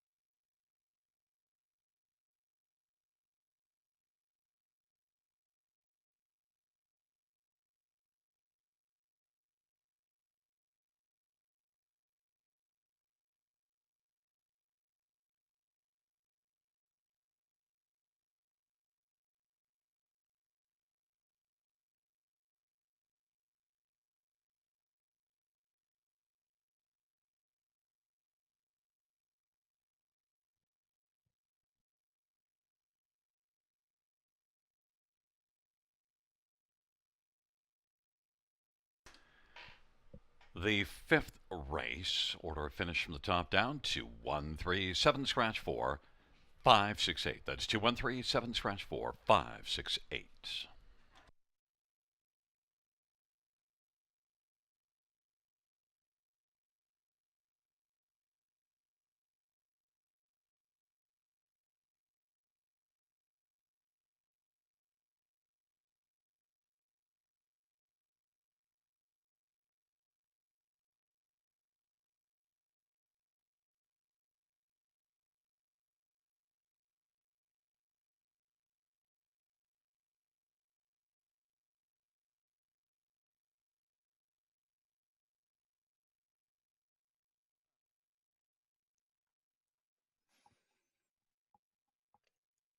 Extra cheese winning race number 5. And who doesn't like extra cheese? Nice price on that one, too.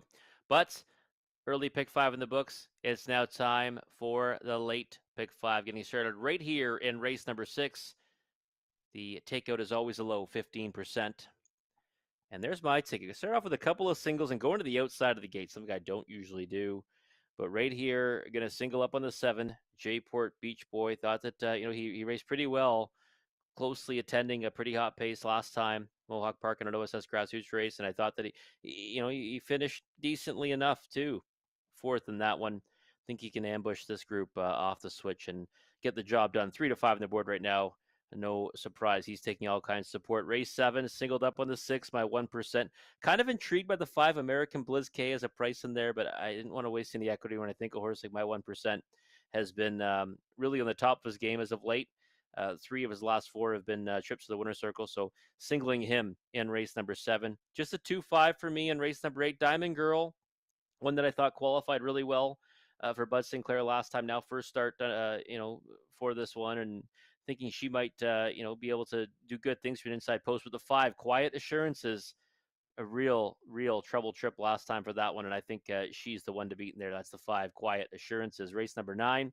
Too Deep with the 3 and 5. To me, looks like a 2-horse race between those two trotters, Marvin Hagler and Run Like Hill. I think they're the best 2 in there. Money Leg, race number 10. 1, 2, 3, and 5. Looks like a competitive looking condition claimer to finish off that sequence in race 10. And maybe that's where we get our price. So 4 deep in there. $3.20 for a 20-cent ticket. I'm trying to keep it economical. Let's see what Conley's doing in this late pick 5 sequence. He's keeping it economical as well. $7.20. 2 deep here in the opening leg. He's adding the 2. Better's Rush, the logical one to put in from the inside of the gate. 2-7 for him here. 6-9 in race number 7. He's got the 6, my 1%, but adding in Raise a Little Hill, who's got to start from the trailing post. Race 8, the 2, 3, and 5 for him. So he's got Quiet Assurances. He's also using the 2 Diamond Girl. He's adding in the 3 Wickedly Devilish. His single comes in race 9, Marvin Hagler. Don't mind that at all. Think that he is the better of the 2. Run Like Hill on that one. So singling that one. 1, 3, and 5 money leg for him. But $7.20. Get your wagers in now, though. You see they're already coming out onto the track for race number 6. Low takeout 15% in this late pick 5 sequence. We'll come back in just a moment to take a closer look at this upcoming dash with Gary Guy.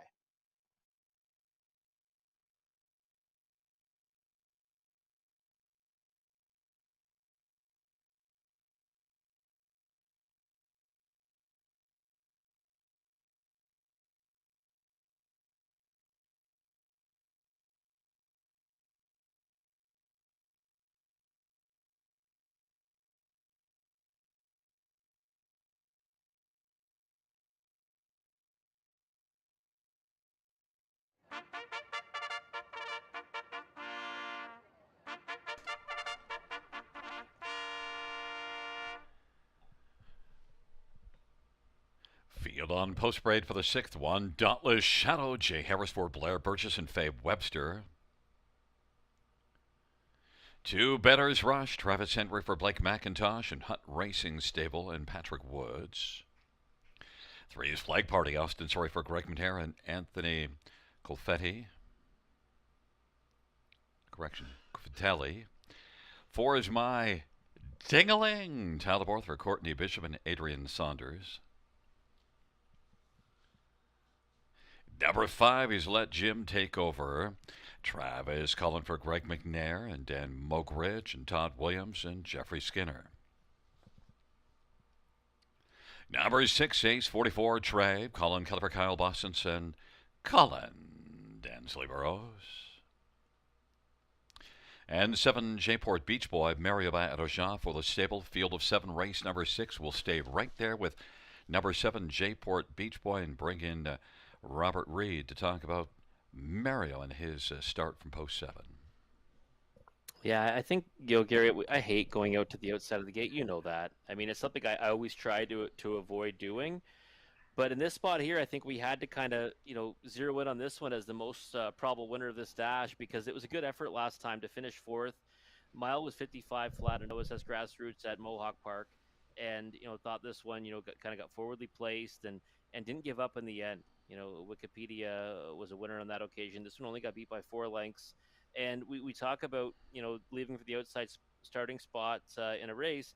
Really not as bad when it's youngsters like this. I think maybe this one can kind of bust out of there and get to the lead early. So I didn't want to waste any equity using anyone else. I thought this one was the best horse in the race, so that's why I singled him.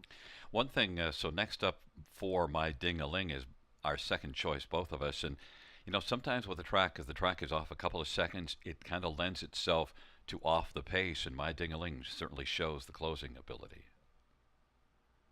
Yeah, I think my Dingaling is one that we saw last time. Raced decently, at Mohawk Park, and I was looking at that race. I mean, it didn't really close, but you're right, came home quicker, right? 27 or one. The back half was a good one, and I thought that in each of those two races had to go up against some pretty good horses. I mean, even in that known as a 5,000 life race, it was Do Better was the winner. So just on a form reference, you've got to respect my Dingaling here, and 5-1 right now is a pretty good price on the board. I expected him to take more support than that. Good post to work from, and maybe a versatile type. I think he might try to go forward tonight, though. And then number 3 Flag Party is interesting because you got to wonder what to make of that qualifier, and we haven't seen this one. Comes in from Saratoga, Greg McNair. Yeah, you got to respect the connections, right? And that's the thing, that the qualifier, looks like it was okay because overland for much of the mile, tough to kind of, figure out what we do with that one. But taking support of the board right now, and of course, Race for Connections that has all kinds of success here at the river. So already with a win earlier tonight, Flag Party was one that, if I did spread out in the pick five, I probably would have went 3 deep and went 3, 4, 7, but instead decided, you know what, I'm just going to spend less and single one here. And Bettor's Rush, you saw that race at Hanover, was able to sweep up and get the job done. Yeah, it was kind of interesting because it looked like maybe that one was just kind of spinning his wheels for a bit, and then all of a sudden kind of, was able to get past for the victory. Now, when you watch it visually, it may be a little more impressive than it looks on paper because he came home in 32 seconds, right? It was over a track that was a second off. I just thought that, in the inside postal maybe will help him. He's already raced here before without much success, but I think probably a minor awards his ceiling in here. Well, we both have number 7 J-Port Beach Boy. Flag Party has dropped down to be 5-2 on the board, Rob. Field 4, race number 6 taking up their positions. Dauntless Shadow, Bettor's Rush on the inside. In the center, Flag Party, My Ding-a-ling, and Let Jim take over to the outside. Ace 44 Trey and J-Port Beach Boy. Field of 7, the 6th dash. It's post time. The hump race on a Wednesday evening as we are gathered at the river.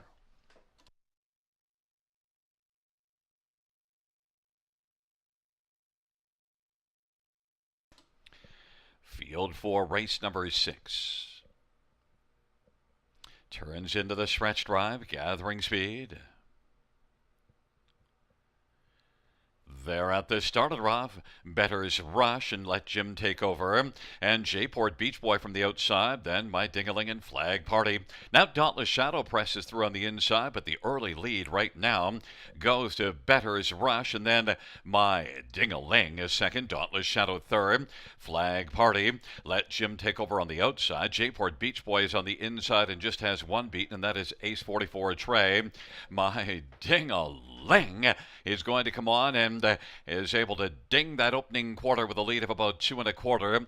At the opening panel was 28-4. Bettor's Rush is second. Dauntless Shadow third. Flag Party now is working to the outside. Then Let Jim take over. J-Port Beach Boy has taken out, but had a lot of work to do. Ace 44 Trey on the inside, and off the turn they come. My Ding-a-ling and Taliborth has the lead as they work their way on towards us, and Bettor's Rush is racing position second. Flag Party on the outside now is tackling My Ding-a-ling, and up and driving Let Jim take over now is moving rapidly into the scene. And then Bettor's Rush won. The half was 59-1. And it is still My Ding-a-ling. Flag Party's racing second. Bettor's Rush is third. Let Jim take over fourth, and J-Port Beach Boy now is closing ground.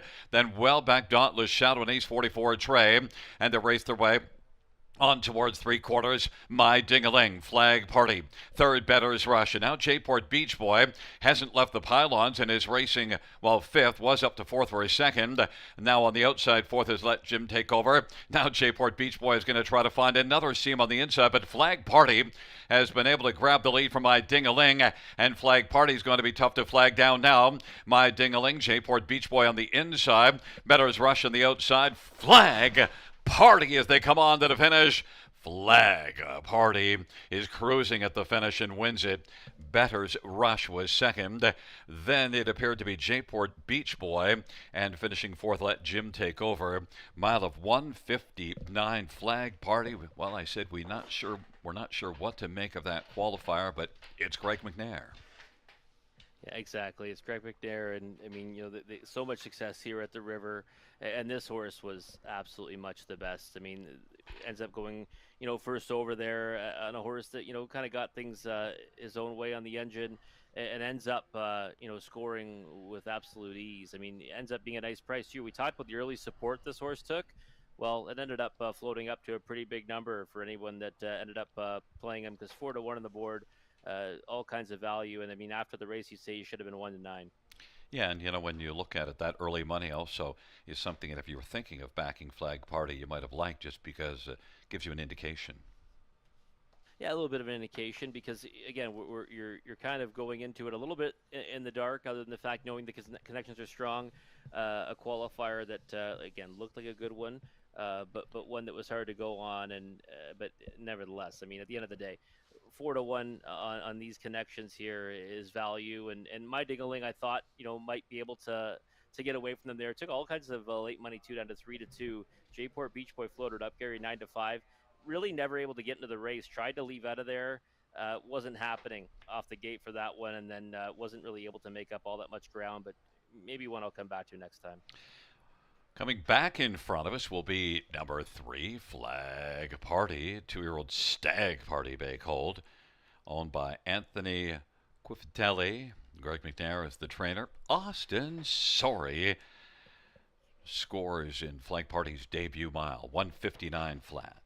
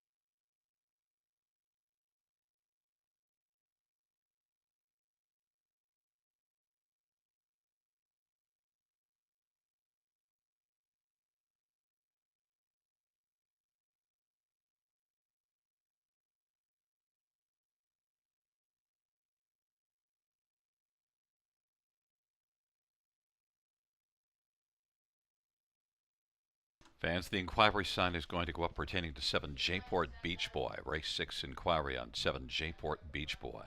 Racing action heading into the first turn.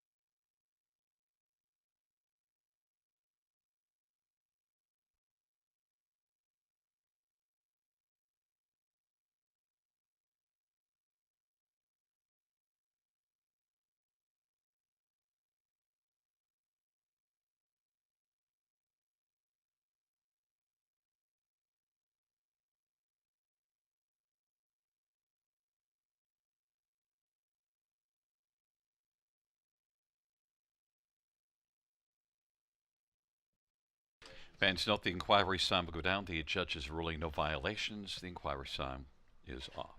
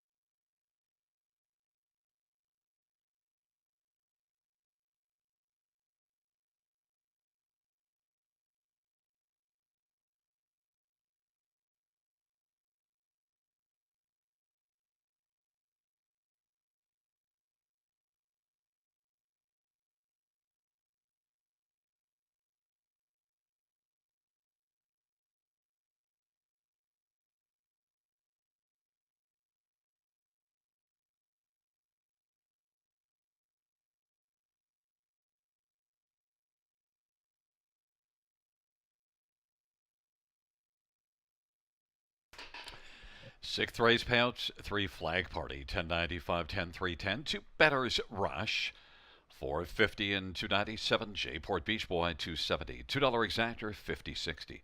Dollar try, 79.85. Dollar super, 314.35.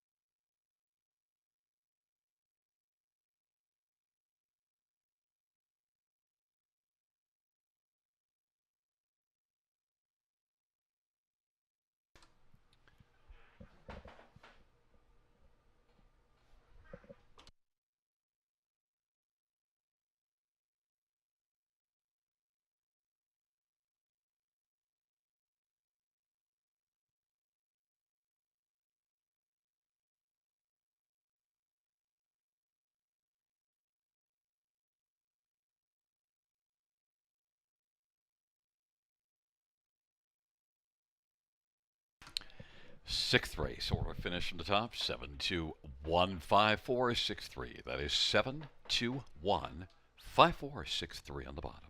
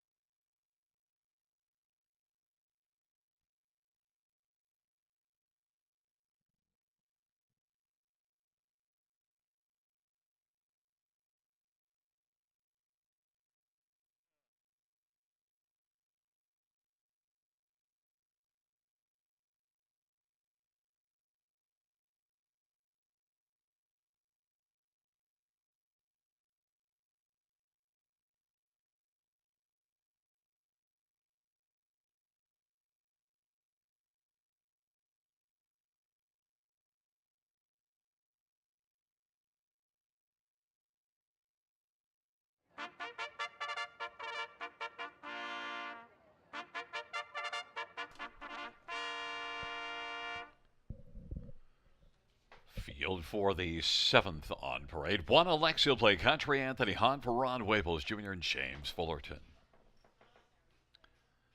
Number 2, Leading Resolve, Bruce Richardson for John Holding and Morley Bosmore. 3, Wiffle Hanover, Tyler Jones for Dustin Jones and Andrea Lee Racing Stables. 4 is Talismano, Mark Goddard for Howard Kaufman and Bryn Mawr and Joshua Kaufman. 5 is American Blaze K, Daryl Thiessen for Alvin Hamilton and Jeff Waugh.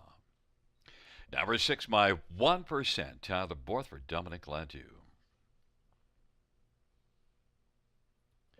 Number 7, Devereaux Sealster, Brett Madonna for Bob McIntosh and Randy Lipa. 8 is PC Double Down, Curtis Clements for Amy Clements. And 9 is Raise a Little Hell, Travis Cullen for Desiree Jones and Gino Toscani. Field of 9, race number 7, and, well, Rob, I am 100% in on 6 horse in here. What about you?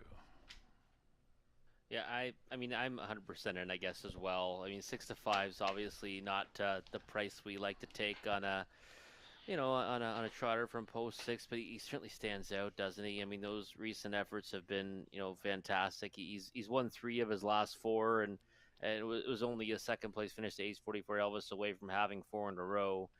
The break in stride. Obviously, he's made breaks before in his career, but I mean, it looks like he's kind of got those figured out in his last four efforts, Gary, and he's done it from post 5 and 6 and each of his last three. So I think that the post isn't all that much of a concern, but I knew he was going to get bet off the board, right? So I mean, you're not going to get any value on him, and he's one that's been racing from off the pace of late off a helmet. So that might be the trip again tonight. Number 5, American Bliz K. I took a shot on this one as a long shot play last time out, and that just really was never a factor, but gets a little bit better post and Daryl Thiessen to drive, and of course you're seeing the same angle that I saw going into that in here. Yeah, I am. I think that, I thought you might come back to this one as a long shot player just in your selections because moving in a couple spots off the gate and getting Daryl Thiessen aboard, and Daryl's been putting horses in the right positions. I think that you had it right when you said American Bliz K is one that showed some potential, and I think that maybe if he gets put into play, he might wake up to a better effort in here. That win, numbers of 2 at Flamborough Downs is a good one, and I'm just hoping that we see him, get to show his stuff in here. 21-1. I thought he'd be a big number on the board. I think he's one that you want to have everywhere in the exotics underneath him. Might even be worth a win ticket, right? The track's, now off by a second or two, and certainly, getting a little bit sloppy out there. So we might start to see some prices come home, and I think you could do a lot worse than betting 21-1 shots in American Bliz K right now. I should mention that my long shot play of the night is in this race, and it's 8 PC double down, but 9 Raise a Little Hell is my second choice, and is 5-2. Yeah, I think that this one's interesting because second last time to the Great Reset, who we thought was a real good winner in there, all the way on the engine. This one kind of plugged in the 2-hole and followed along. He really did his job, right? Maintained his position, finished second. Trailing post, and here you're following out a couple of bombs is the problem. Maybe you go behind Wiffle Hanover is going to show speed and typically does, but I just couldn't really find the best spot really for this one to leave behind and where they're going to get away. Capable enough, but to me was too short at 5-2 with the question marks about what's going to happen in front of him behind the gate. And Rob, I think not using 3 Wiffle Hanover on the top 3, which I did, might be a whiff. It might be, yeah, because tactical speed, right? We know this one's going to be forwardly placed and probably set a good trip throughout. So it might be hard to actually get him out of the top 3. I just wanted to take a crack on a big price in American Bliz K underneath, and that's probably why I ended up sliding him back to my 4th spot. Any thoughts on PC Double Down, currently 25-1? Love the horse overall, just hate the post. I mean, 7 of 8 in the top 3 this year, but I just don't know how he gets there from post 8. Maybe if something, kind of funky happens with the conditions, but definitely good horse, just the post is too tough for me.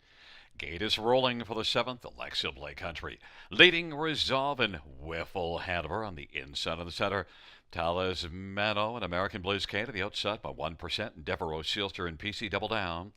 And the second tier, Raise a Little Hell.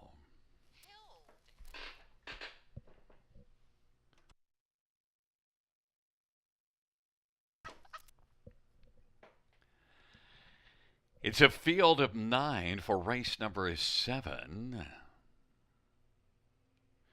There at the start of the rough, Wiffle Hanover leading Resolve, American Bliz K, and Talismano. The field drives on into that first turn, and right now leading Resolve with Wiffle Hanover, then Talismano, and American Bliz K is 4th away. Alexa Play Country is racing 5th as they work their way on down the backstretch, and then racing further back now. Position 6th is Raise a Little Hill, and then by 1% is 7th.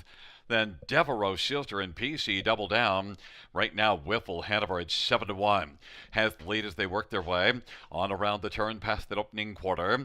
Leading Resolve is 2nd, Talismano 3rd, and then American Bliz K is positioned 4th. Now moving up, there's Raise a Little Hill to the outside as the field works their way off the turn. Wiffle Hanover leads as they charge up towards us with leading Resolve in the pocket. Talismano on the inside. They work on past us now. Raise a Little Hill is coming on quickly. Raise a Little Hill.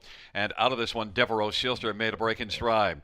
Whiffle Hanover. Raise a Little Hill. Halftime 1 minute and 4/5. They work their way on into the backstretch. Leading Resolve is third. And by 1% has come from off the pace now and is moving up second over as they work their way on down the backstretch. And then on the inside fifth is Talismano. American Blizz K is sixth, but right now it is Raise a Little Hill who's got the lead. Raise a Little Hill. My 1% is looming and is on the back of Raise a Little Hill. Whiffle Hanover is right now holding on to second. A share of second. Raise a Little Hill is racing on a lead of a length and 3/4, but my 1% is chipping away. Whiffle Hanover is racing third, then leading Resolve and American Blizz K. And Talismano. Raise a Little Hill. My 1% darting down to the inside. Raise a Little Hill and my 1%. Raise a Little Hill. My 1% is closing hard. Raise a Little Hill appeared to get there. My 1% on the inside against Raise a Little Hill on the outside. Actually, I should say it was my 1% up the inside that I thought got there. Very close, Rob, but I thought the 6 got up the passing lane to win. Yeah, I thought so. I thought so too. It got really tight there late, coming up the inside of Raise Little Hill. Raise Little Hill took all the late money, by the way, 3-5 on that one, and we can see how close it gets here. Wow, Gary, what do you think second time around? I'm convinced that the 6 won it. There you go. Well, taking a stand. I don't even think it's that close. All right, there you go. Well, 2-1 on my 1%. If he did indeed get there, that's a pretty good number on the board because I thought he'd go off at odds on. Raise Little Hill, though, ended up, getting, to the lead. I thought this one might get a tough trip. Didn't play out that way, and ended up having the lead on the turn for home. I thought these were the top two, but I tell you, it took the last couple strides for the 6 to get there, my 1%. I was 100% in on him before the race. I tell you, at the half, I wasn't. No, it was tough too because he's got to figure a way to get there, and that's what I kind of thought might be tricky with him. Still put him on top in here, but I thought that he's been racing off a helmet recently. It's not like he goes to the front, and he's going to have to do some work in here, but he did it. He overcame being quite a ways out of it and determined closing the stretch up the passing lane to get there. So that was a pretty nice victory for my 1%, who's been in great order as of late, right? And we'll look to keep on trucking. And also leading Resolve and Talismano, both at 25-1 to round out the ticket. Yeah, 2 heavily backed horses on top, right? So obviously everything else is inflated. But yeah, a couple of inside horses at long odds should help the try and super pay. Coming back in front of us will be number 6, my 1%, as it's a 6-9-2-4 top 4.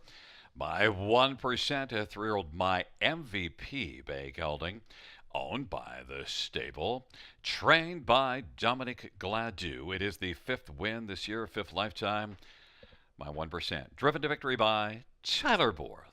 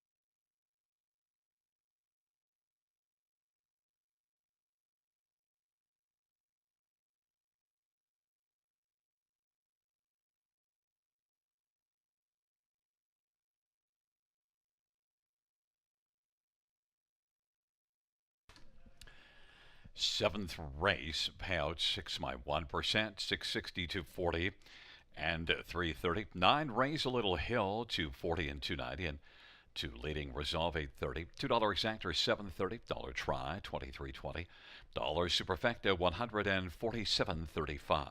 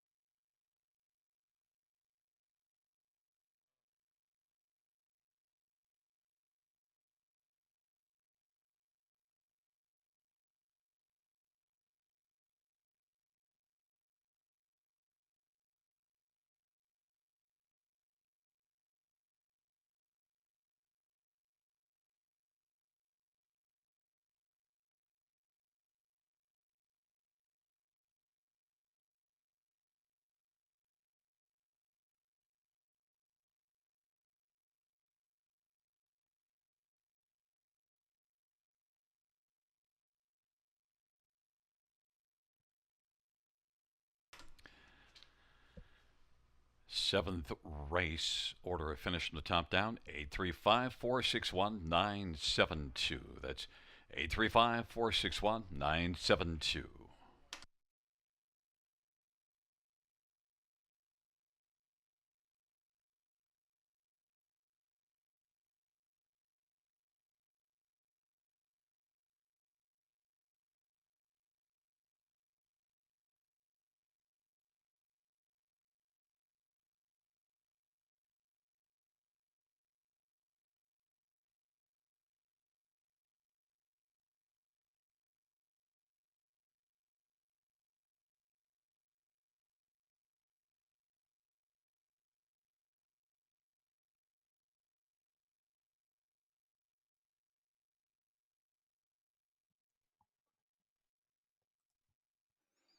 Tight photo there between my 1% and raised a little hill. My 1% getting the job done. Surprisingly paid 660. I thought for sure that would be an odds-on winner there. But hey, it's now time for the late pick four getting started right here in race number 8. Nice little sequence to close out the card in the final 4 races. And for yours truly, keeping it economical, $3.20 is my ticket for a 20-cent wager. Starting off with just 2 deep here in the opening leg, 2 and the 5. Diamond Girl taking all the support right now at 8-5. I thought Quiet Assurances looked pretty intriguing in here to me. Trouble trip last time, in my opinion, and nice price right now at 7-2. 2 deep though, 2 and 5 for me in the opening leg. Race 9, I think it's the 2 best trotters in the race are Marvin Hagler and Run Like Hill. If I had a single one, it would be to the 3 Marvin Hagler, but I'll use them both. 3 and 5 in race number 9. Race 10, 4 deep. 1, 2, 3, and 5 is condition claimers. ABC a winner last time. He could repeat. He's got early speed to do so, but there's some others in there that I like. Domino Seals for the 3, Salzburg Boomer the 1. It's getting ugly too. Much better post after having the 8 hole. Last time, single for me is on the end of the sequence, the 4 Batitude race 11. Completely lights out in each of her last 2. Stepped up to this level last time. Obliterated her competition. I think she does it again from post 4. I can't look past her. $3.20 is the way I see that sequence. Let's see what Conley's got for us. See if he's going with a single. He's sticking with his single in the 9th race. He's going 2-3-5 here in the opening leg. He is sticking to Marvin Hagler as the single in the pick 4, the same one he keyed in his pick 5. Race number 10, the 1, 3, and 5. So he's just leaving out ABC, one that I've added in there as well. And race 11, not going alone with Batitude. He's going to use a couple other ones in there. Odds on Checkmate, who was second last time, and Panning for Treasure, who I thought actually has been racing sneakily good. So maybe we'll see that one step up with a better effort moving into post 3. I like the addition of that one for Conley, but again, I'll be singled up on Batitude in race 11 and all my tickets. But you've got a couple minutes to map out your winning wagers for this late pick 4. The takeout's always low, 15%. We'll come back in just a few minutes to take a closer look at race number 8.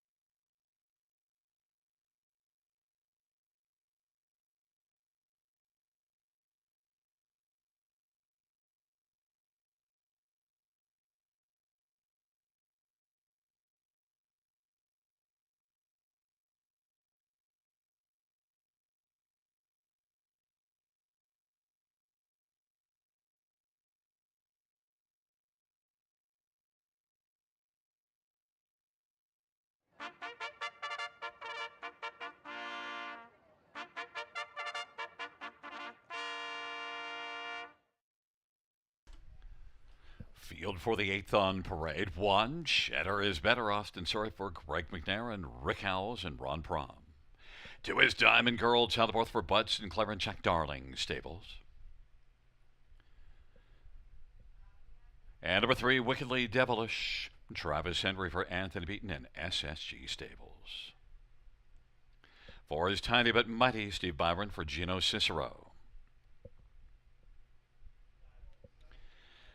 5 is Quiet Assurances, Bruce Richardson for Susie Kerwin and Howard Taylor and Falcon Racing. Number 6, Malton, Tyler Moore for Don Lindsay and Paul Kleinpaste and William Applejack and Garth Bechtel. Number 7, Halcyon Hanover, Anthony Hahn for Anthony Beaton and David Mercer and George Harrison. And 8 is Rock's Shadow, Louis Gregg for Vicky Gregg and James Dale. Field of 8, race number 8. Let's get a look at this field. And, well, Rob, my top pick and yours, I'm going to need some assurance because I'm looking at that last line and now I'm being a little worried about why I took this one. Yeah, I wouldn't be too worried, Gary, because you know what? Got away, fifth off the gate, ended up settling in fourth, and got shuffled back. I thought had a little bit of pace in the stretch. You see the 28-3 final quarter was kind of surrounded by horses too, and I think maybe could have done a little more damage late if there was clear sailing for. Not saying she would have, made a major impact on the top finishers, but I thought it was enough that she merits respect in here. And I was kind of getting excited early on in the betting. She was kind of a bigger number on the board. Now she's getting hammered down to favoritism at 3-2. You see that winning qualifier before that up by a neck, 57-3. Mohawk Park, and like I said, those final quarters I thought were pretty decent and race better than that race than the line indicates, and I think we'll see that tonight. Number 2, Diamond Girl, qualified here, makes a career debut. Yeah, qualifier was a good one too. I watched that a few times and was kind of just all on her own under wraps. 202 and 1 over a track that was a second off, and it was interesting because there was different points in that day qualifying where the track was a lot worse. It looked like because of the conditions, and she might have been on the better part of it, but it was still off, no doubt about it.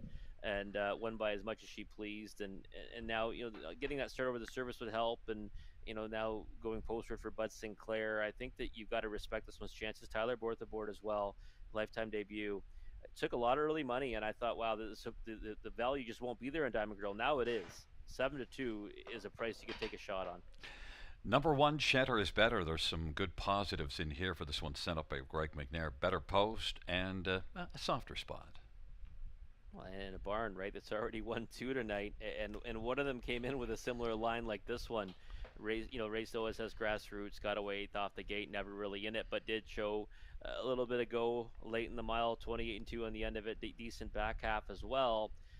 Now Rail Control at the River, softer group. Might see this one get put into play off the gate, and 7-2 I think is about the right price you need to get on this one. So I think both the inside two have a chance in here, but I thought that just on what they've done in the past, that Quiet Assurances was the one to have on top. 6-5 though, yikes! The support keeps coming for her. Wickedly Devilish is offering a little more on the board than I thought. Yeah, I would agree with that. I thought this one would take a little more money, right? Obviously, good connections and 2 back, decent third place finish at Georgian Downs. Last time didn't show so much. Like we said, you don't want to read too much in those races where they get beat by a wide margin in the Grassroots. It is a field of 8, the Prospect Series, 2-year-old pacing fillies. Cheddar is Better, Diamond Girl, Wickedly Devilish on the inside. Tiny but Mighty and Quiet Assurances to the outside, Malton and Halcyon Hanover and Rock Shadow. Field of 8, race number 8. It is post time.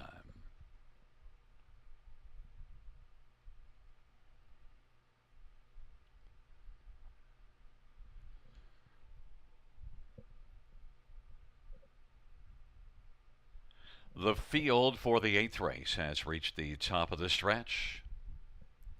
2-year-old fillies gathering speed, coming towards us.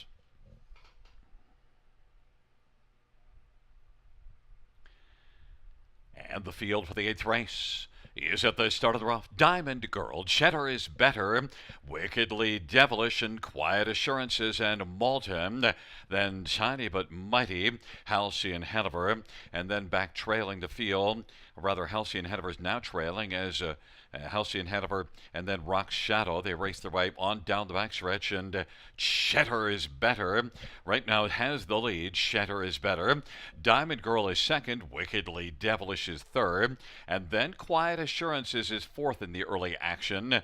Tiny but Mighty and Malton. Halcyon Hanover is racing second last, and Rock Shadow trails 30-3 the opening quarter. They're in a line. Cheddar is Better, and Austin Sorry has the front as they work around the turn. And rolling second is Diamond Girl in front of Wickedly Devilish. And Quiet Assurance is on the inside, racing fourth as they come off the turn. Angles now towards the outside and is going to be coming first over as they roll off the turn and they come on towards us. And now quickly moving up on the outside. Quiet Assurances against Cheddar is Better. And Quiet Assurances is making a lot of noise now. They race on past the half in 103 and 3. A big second panel breather. Quiet Assurances tries to clear against Cheddar is Better. Quiet Assurances and Cheddar is Better. Diamond Girl is third. Then Malton and Wickedly Devilish. Quiet Assurances leads it by about 3/4, but Cheddar is Better off that second panel is still fighting gamely on the inside. Diamond Girl is racing third, then Malton and Wickedly Devilish and Halcyon ahead of her. And Rock Shadow and dropping back is tiny but mighty. Quiet Assurance is trying to put away Cheddar is Better and now leads by about a length and 3/4. 1:31 and 2 of the 3/4 time as they're reaching for the top of the stretch. Quiet Assurances, Cheddar is Better, racing second best as they come on down the stretch drive. And Quiet Assurances has got the win. Cheddar is Better. It was better than the rest. And then Diamond Girl and Wickedly Devilish. 2 minutes and 1/5. Quiet Assurance had to work after we got the half in 103 and 3, but was up to it, Rob. Yeah, she was, and you know what? I thought that race last time, I thought it was way better, Gary, than it looked on paper. And every time I watched it, I kind of liked her even more.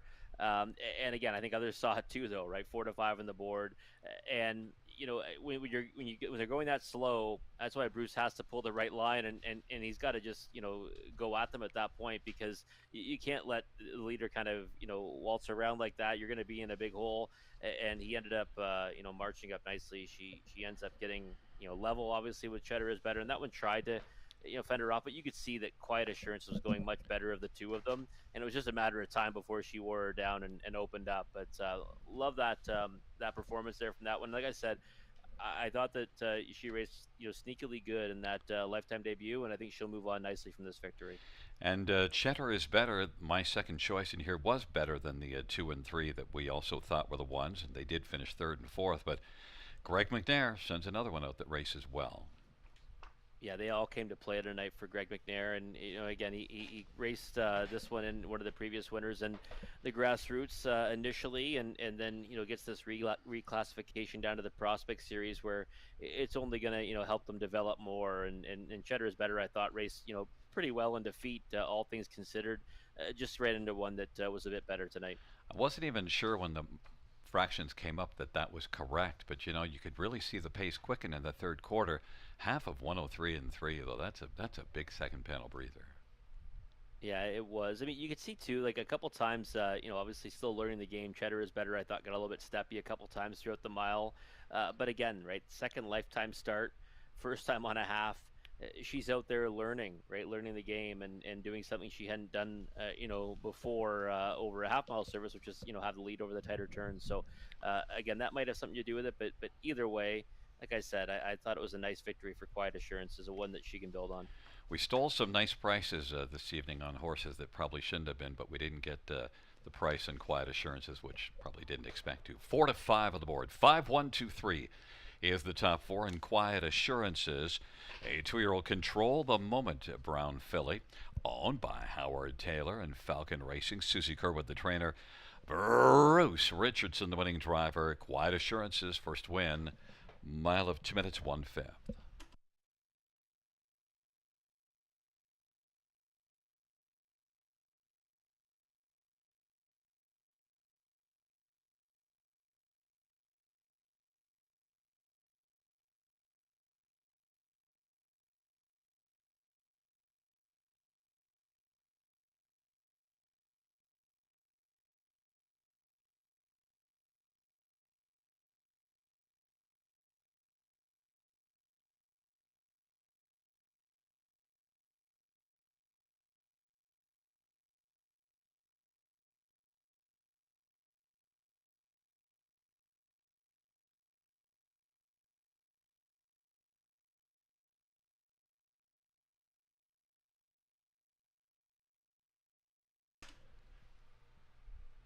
Eighth race payouts, 5 Quiet Assurances, 370 270 and 210. One cheddar is better, $4 and 350, and two diamond girl 290. $2 exactor 14.20. Dollar try 16.65. Dollar super 50.30.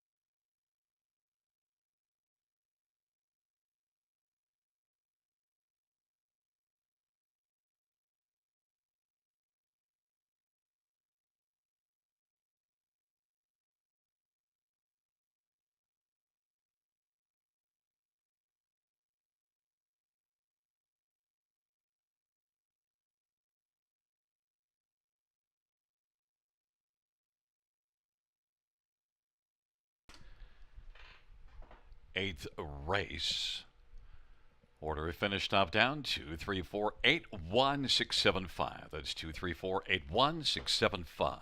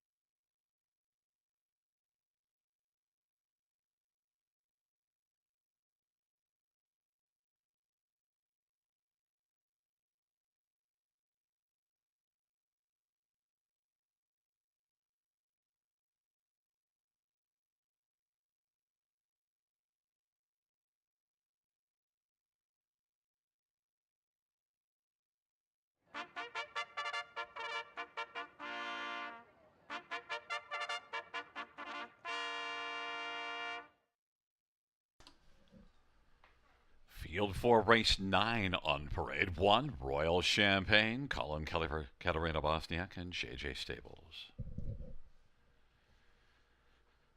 Number 2 is Telling the Story, Preston Shaw for Joe Shaw and Patricia Gibb.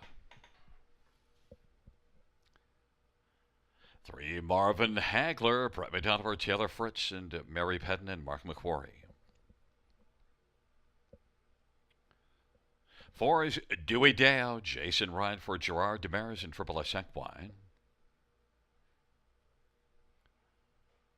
5 is Run Like Hill, Austin Surrey for Francis Gilmet. And number 6, Steel Reserve, Paul McKenzie for David Sheehan.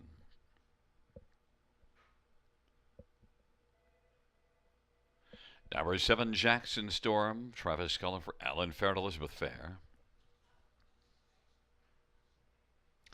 And 9 is T.T. Conway, Gaston Dumont for Franz Peterson. Field of 8, race number 9. Let's get a look at this field. And, well, Rob, we both like Marvin Hagler. Well, so do the fans. Yeah, he's getting hammered right now, down to 1-5. And I mean, I'm not too surprised by it, Gary, because I mean, last time racing at a preferred at Sarnia, and before that in the top condition class here, and took support in both those races as well, right? Even money last time in Sarnia, and 3-1 here at the River. So I think that even before that, racing at Mohawk Park, and one that's proven he can be competitive at the top trotting class in the B track. So I think this looks like a spot for him to get his confidence back. Real easy spot for Marvin Hagler, and no surprise he's odds on right now. And then, when you look at this program, I thought right away it was fairly obvious to me who were the top 2, and that other one was Run Like Hill. Yeah, Run Like Hill, another one that on his best day he competes and will make a decent account of himself in the preferred ranks on the B tracks. Spent a lot of time in the top condition classes, here at the River, and did the same at the Raceway in London during their most recent season as well.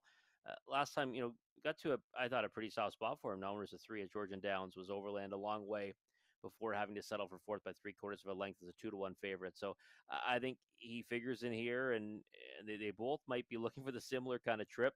And I give the edge, to Marvin Hagler. But if you're looking to beat that 1-2 favorite right now, Run Like Hill is not a bad option at 3-1. And I didn't use 2 telling the story, but now that I'm looking a little closer at it, I think I know what kind of story you're going to tell me. Well, the last 2 posts are the trailing post, right? So you gotta. This is a horse that, to me, is at his best when he's kind of forwardly placed and getting at them early. And I think we're gonna see that tonight from post 2. Last couple, I mean, he did still get himself into the race in each of those efforts, but it's not an easy task to start from the trailing post at Clinton Raceway. And I thought that last time here, he kind of closely attended some fractions early before fading back to 5th at this level. I just thought that beyond those top 2 that we like here, there wasn't a whole heck of a lot that really compares to what he faced last time. So I think he's the one to use in the bottom end of the trifecta. Maybe even maybe split the 2 favorites. I like him in here in the exotics at 24-1. And then for Dewey Dale, it'll be a 3rd start for trainer Gerard Demers. Well, doesn't have a top 3 in 2 seasons, but you do see some positive signs. Yeah, the last 2 efforts I thought were kind of trending in the right direction, and not one that I think can win, but I think you can use in the try and the super. Taking some support too, really, relatively speaking, 14-1. Well, it is a field of 8 for race number 9. The one that I used for 3rd was 6 Steel Reserve, and then for 4th was 7 Jackson Storm. But right now with their positions, Royal Champagne Telling the Story on the inside. In the center, Marvin Hagler, Dewey Dale, and Run Like Hill. To the outside, Steel Reserve and Jackson Storm in the second tier, T.T. Conway. It's a field of 8 for race number 9.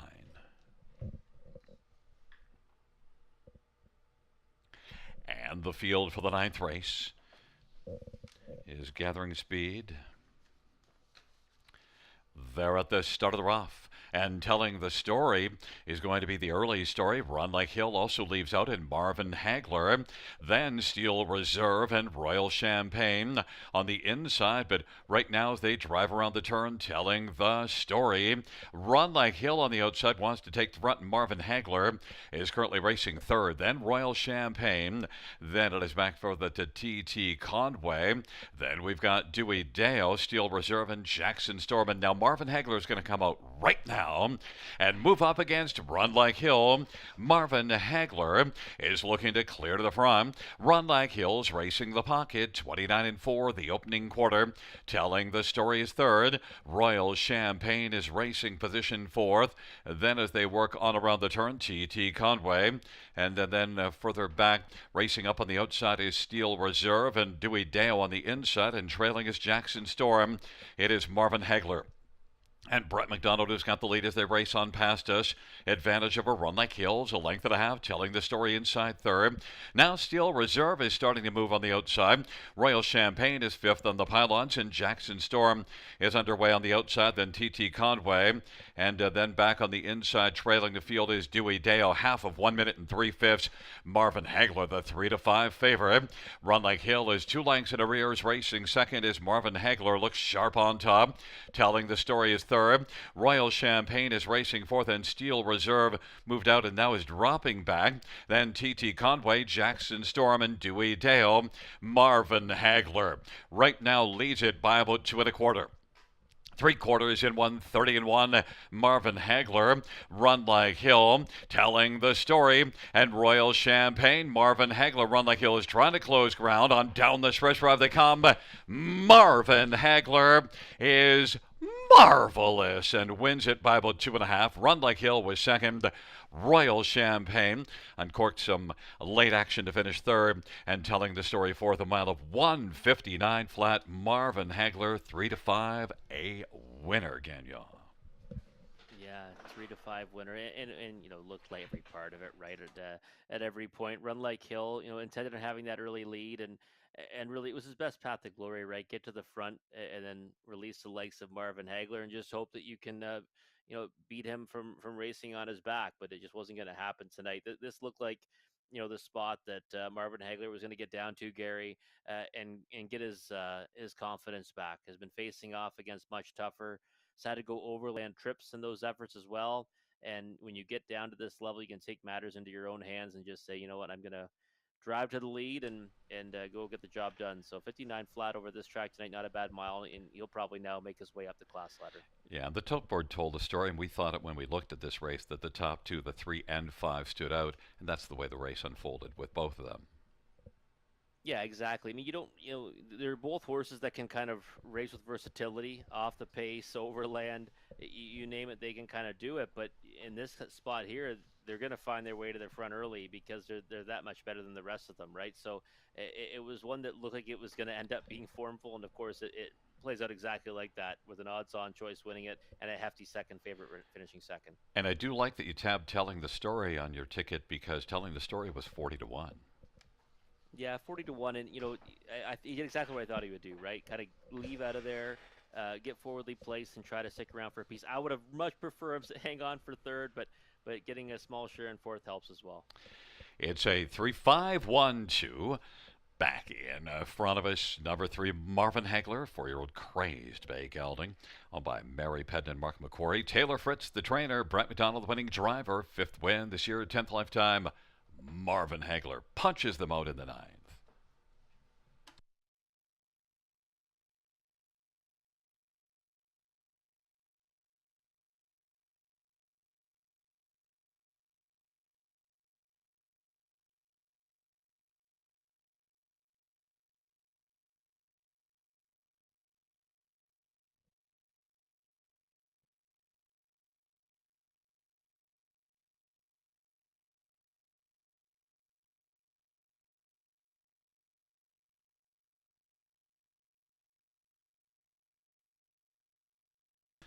Ninth race payouts, 3 Marvin Hagler, 330, 220, 210.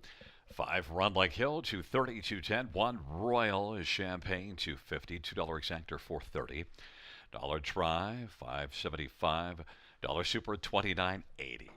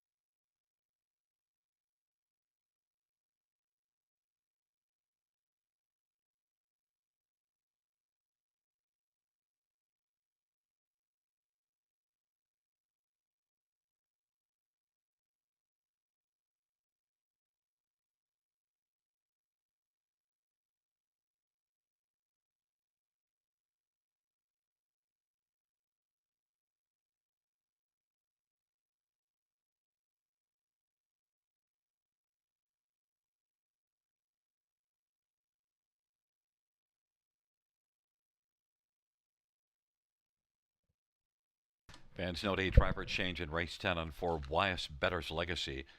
The driver will be Brett McDonald. Brett McDonald will drive 4 YS Better's Legacy in the 10.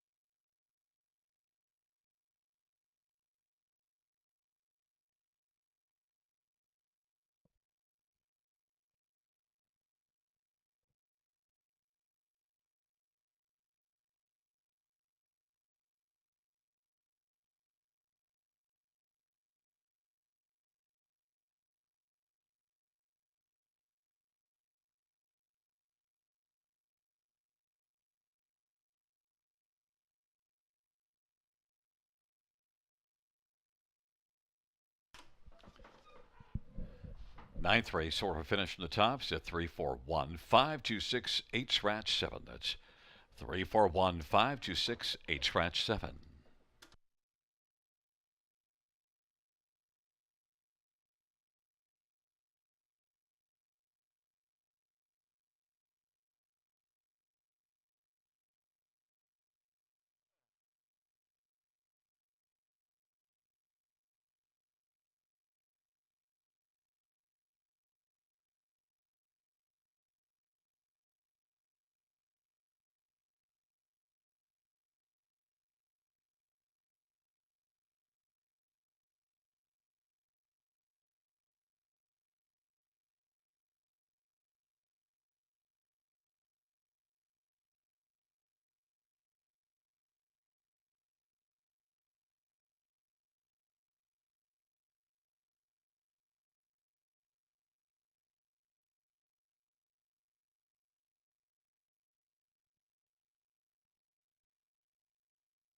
And so in race number 11, a driver change on 9 Brookdale Grace. The driver will be Daryl Thiessen. Daryl Thiessen drives 9 Brookdale Grace in the 11th.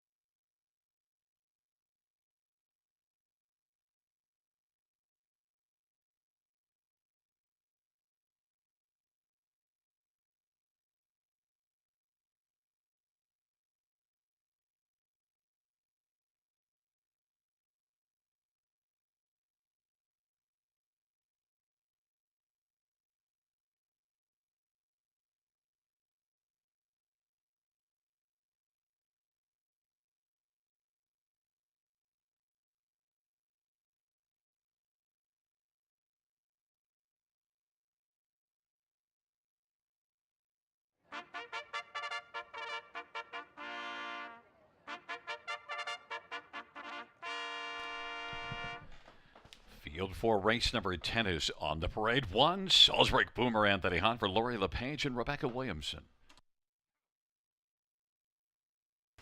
Number 2 is ABC Austin Sorry for Courtney Robson. And number 3 is Domino Silster Talbot for Jerry Sims.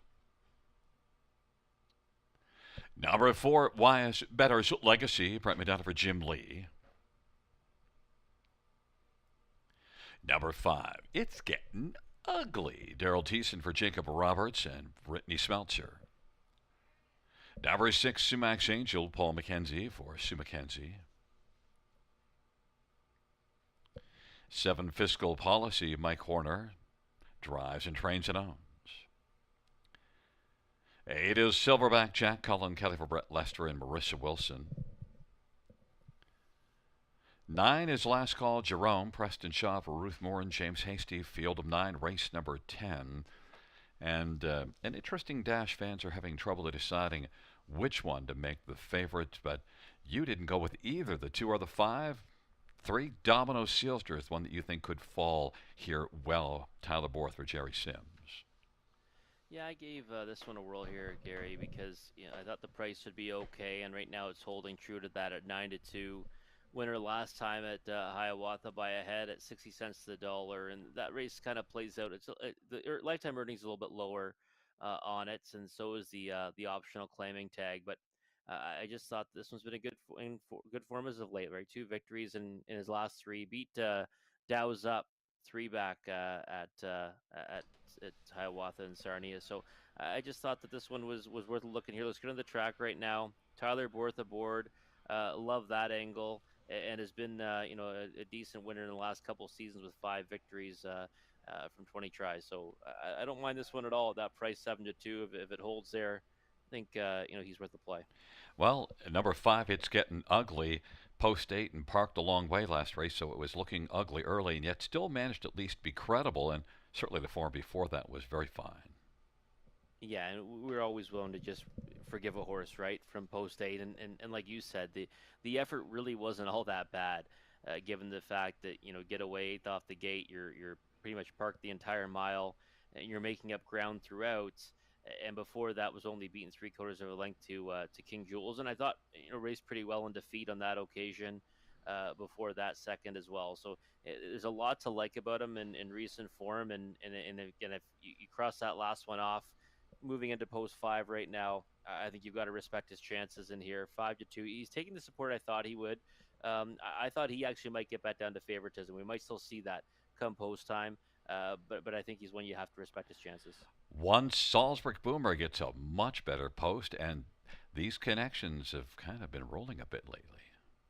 Yeah, they have been, and this is better post, better spot for him too, because it's a pretty big plunge down in class, right? Straight now winners a 2 to now a condition claimer, same lifetime earnings amount, but now for that price tag. Rail control. We've seen this one do good things on the engine, or at least just one victory right in his career. But he's hit the board many times by getting forwardly placed. I think we see that again tonight from the pole position. And who knows? He works out the right kind of trip. He might be able to get to the wire first. 1 ABC, only 1 win on the year, but it was last time out. It was, it kind of snuck up on us too at 13-1 after kind of just missing for a couple of efforts. Somehow paid 13-1 last time. Post 2 to work from. We know he's going forward off the gate. It's just a matter of what kind of trip he gets. If he gets the right kind of trip, he can get to the wire first again. But I thought he'd get over bet today. 3-1's actually not that bad. But for me, I put him in for a smaller share. Well, you've got 3, Domino Sealster at 5-1, and I've got 5, It's Getting Ugly at 3-2. Salisbury Boomer takes up position with ABC. Domino Sealster in the center. YS Better's Legacy, It's Getting Ugly. To the outside, Sumax Angel, Fiscal Policy, and Silverback Jack in the second tier. Last Call, Jerome. Field of 9, 10th dash. It's a field of 9 for the 10th race. They're at the start of the rough. ABC Salzburg Boomer, YS Better's Legacy. It's Getting Ugly is leaving also. Domino Shielder, Last Call Jerome as they drive on into the turn. Then it is back to Sumax Angel, Fiscal Policy, and Silverback Jack. And it is ABC who's in search of position A and is able to clear to the front. Salzburg Boomers racing second. YS Better's Legacy on the outside now second and driving. Last Call Jerome is fourth on the inside in front of Domino Shielder, who works in front of It's Getting Ugly, who found a seat on the inside, but that seat is sixth. And then Sumax Angel, Fiscal Policy, and Silverback Jack. ABC at 3-1 is freewheeling it on top right now. 28-second opening quarter. YS Better's Legacy caught on the outside. Salzburg Boomer is on the inside as they race off the turn, and then racing position to fourth as they work their way off the turn and they head on past us. That is Last Call Jerome. Then as It's Getting Ugly, who's moved up now to take over fifth but has plenty of work to do. Domino Shielder is sixth and seventh. Sumax Angel, then Fiscal Policy and Silverback Jack. But right now it is ABC who's flashing his A game. ABC, Salzburg Boomers racing second. And then Last Call Jerome is getting the third call right now. And then YS Better's Legacy drops back on the outside as It's Getting Ugly is going to scoot up the inside and will need to get back out. Has a lot of work to do as ABC is starting to get away on the field. 3/4, 125-2. ABC, Salzburg Boomer, and It's Getting Ugly still staying on the pylons, taking the short way around the turn and driving up on the back of Salzburg Boomer is only 3 off the lead. ABC, Salzburg Boomer, and then racing third. It's Getting Ugly on down the stretch drive. They come. ABC, Salzburg Boomer, driving on the outside. It's Getting Ugly, but Salzburg Boomer, boom, wins it. Finishing second, It's Getting Ugly. That ABC and Domino Shielder 156 flat. Salzburg Boomer in race number 10. We talked about this one. The connections have had success as of late, and the thing is, Gary, what a monumental drop down in class, right? Straight now, winners of 2, condition claiming ranks, rail control, and did what we've seen from in the past, right? You leave out enough to get spotted into a nice little 2-hole trip behind ABC, who we knew was going forward off the gate and would want to get to the lead at some point. And ABC as well, kind of might get soft on the end of it, right? Last time had the lead, got caught late. Last 2 times he had the lead, got caught late, and this time around, Salzburg Boomer gets around that one and then holds off a late charge from It's Getting Ugly. I thought It's Getting Ugly was moving really well on that final turn and said, oh, you know what, this one's going to be a handful in the stretch, but could not get past Salzburg Boomer. Yeah, and it was Daryl Thiessen had to be patient. He took the short way around the turn, but he had to wait for things to open up, and that was just enough that wasn't able to get there. Yeah, it was just enough to open the door for Salzburg Boomer to kind of get some daylight on him. I think it was still his best path to glory, right? You go wide, sometimes you end up, just getting lost in the abyss out there. But this time around, Salzburg Boomer, only one lifetime victory coming into this, over 16 on the season, hits the board with frequency, and now he's got a pair of victories in his career. Well, and the trainer likes that because you get second, but you don't gut the horse. I mean, really, it was a ground-saving trip, and you still gave him a shot to win. Oh yeah, absolutely. Good form, right? We said that he's been in fantastic form, hitting the board with frequency. Last time, no chance from that spot, and next time around, draws a little further inside, probably gets his way to the winner's circle. It's a 1-5-2-3 top 4. Salzburg Boomer is back in front of us. Anthony Hahn with the winning drive. 4-year-old Better Than Cheddar Bay gelding, owned by Rebecca Williamson. Trained by Lori LePage. First win of the year. Second lifetime Salzburg Boomer. 156 flat.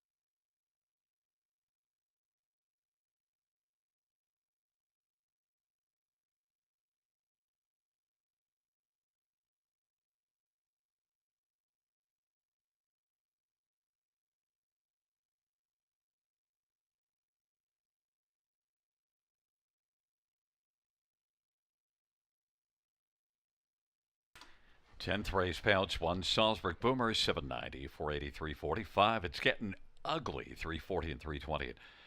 2 ABC 320, $2 exactor, 29.50, dollar try, 46.05, dollar super, 120.75.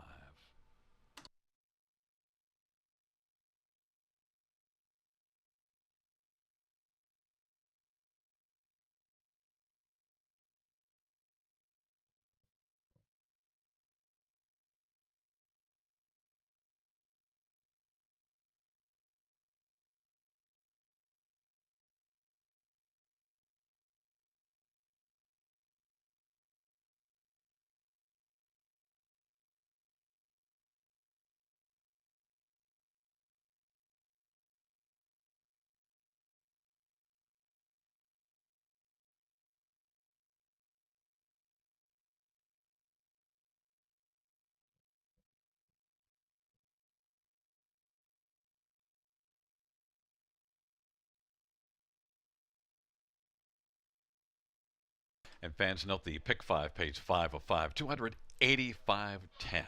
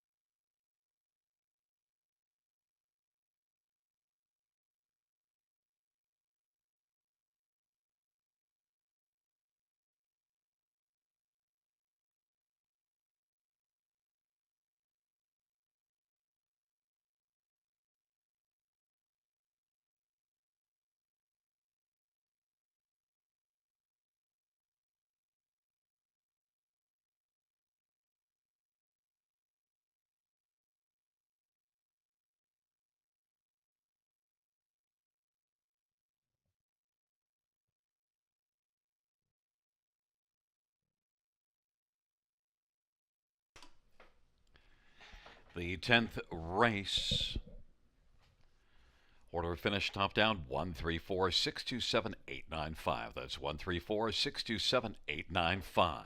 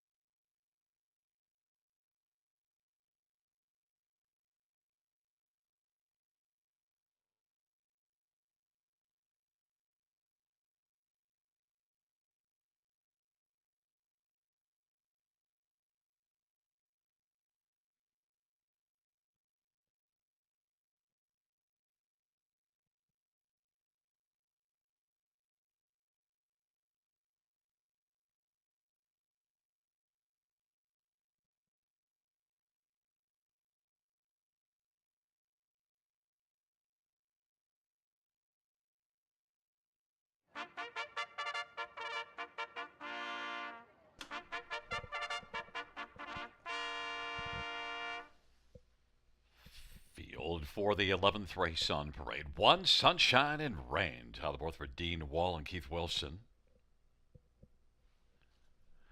2, it's Odds On Checkmate. Jay Harris for Brett Lester and Rose Smith. 3 is Panning for Treasure. Garrett Rooney for Angela Carroll and Mark Catman. 4 is Batitude. Colin Kelly for Brett Lester and Michelle Attard and Louis Bois. 5 is Sporty Low Vixen. Mike Horner for Doug Wilson and Mark Horner.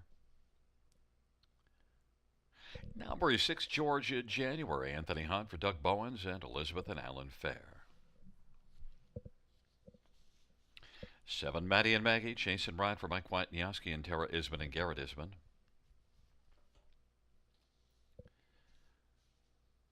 8 is Watch My Honey Drip. Travis Henry for Michelle LeBlanc.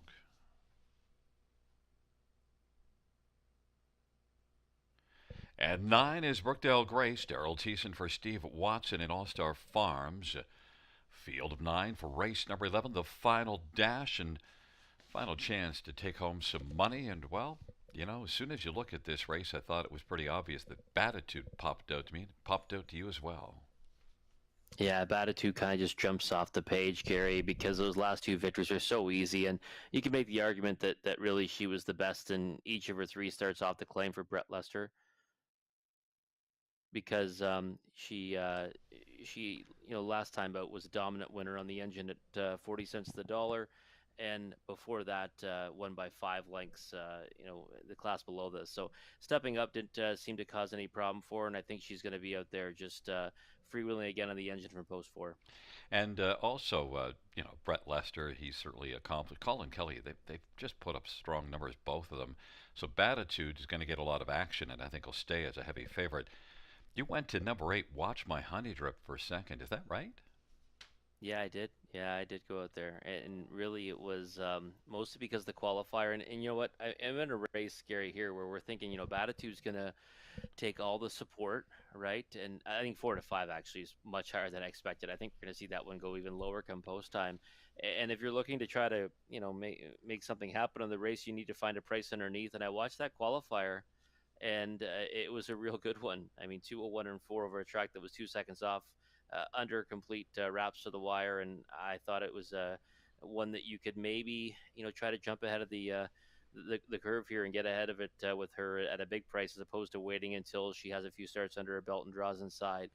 It was racing as much tougher before going on the shelf, and now I think that this is a good spot for her, condition claiming ranks. And I don't know what the trip's going to be tonight. I think you can't really go forward off the gate from there, but maybe make up some ground late in the mile and try to get into the exotics at a big price. But I think that she's one that we want to definitely keep a close eye on for next time at a minimum. I do like that idea, though. And look, I've seen her race really well at Flamborough, so I see where you're going with that. Number two, odds on checkmate. Well, I check here. I don't see any wins, but I do see one that's been racing better of late. Yeah, she has been, and this is another one from the barn of Brett Lester, and a speedster, right? So we're thinking this one's likely going to blast out of there off the gate, and would be more than happy to sit a 2 hole trip to Batitude. Now, Sunshine and Rain on the rail might have something to say about that because she does have some early foot when she wants to use it, but I do think odds on checkmate is probably the trip horse in here, and not a bad price at 9 to 2, but I couldn't really put her anywhere near the likes of Batitude off her last two efforts.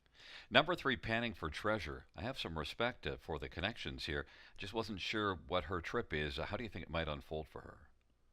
I'm hoping she tries to just, get away well off the gate because the thing is, you look at her post she's had, right? 9 hole at Sarnia, 4 back, 7 hole here, 2 back, 5 hole last time. That's not so bad, but got away seventh off the gate. So if she could just even fall off the gate in her position where she's starting from, she'll be a lot closer than she's been as of late. So I think she's got a chance to get a big piece of this. Again, it couldn't put her ahead of Batitude, but I think she's got a big chance to hit the exotics underneath. And one, sunshine and rain. Can you use the one post on the bottom of a high five? That's never happened before, has it? No, we always have to. And 16 to 1's a big number on Sunshine and Rain. This one, getting Tyler Borth aboard again, I think, is going to leave out of there, sit a trip, and get a big chunk of it. Well, I used sunshine and rain for fourth, so I'm with you on that idea as well. And I love the 16 to 1. They're taking up their positions. Sunshine and rain, odds on checkmate, and panning for treasure. In the center, Batitude and Sporty Little Vixen. To the outside, Georgia January, Maddie and Maggie, and Watch My Honey Drip. And the second tier, Brookdale Grace.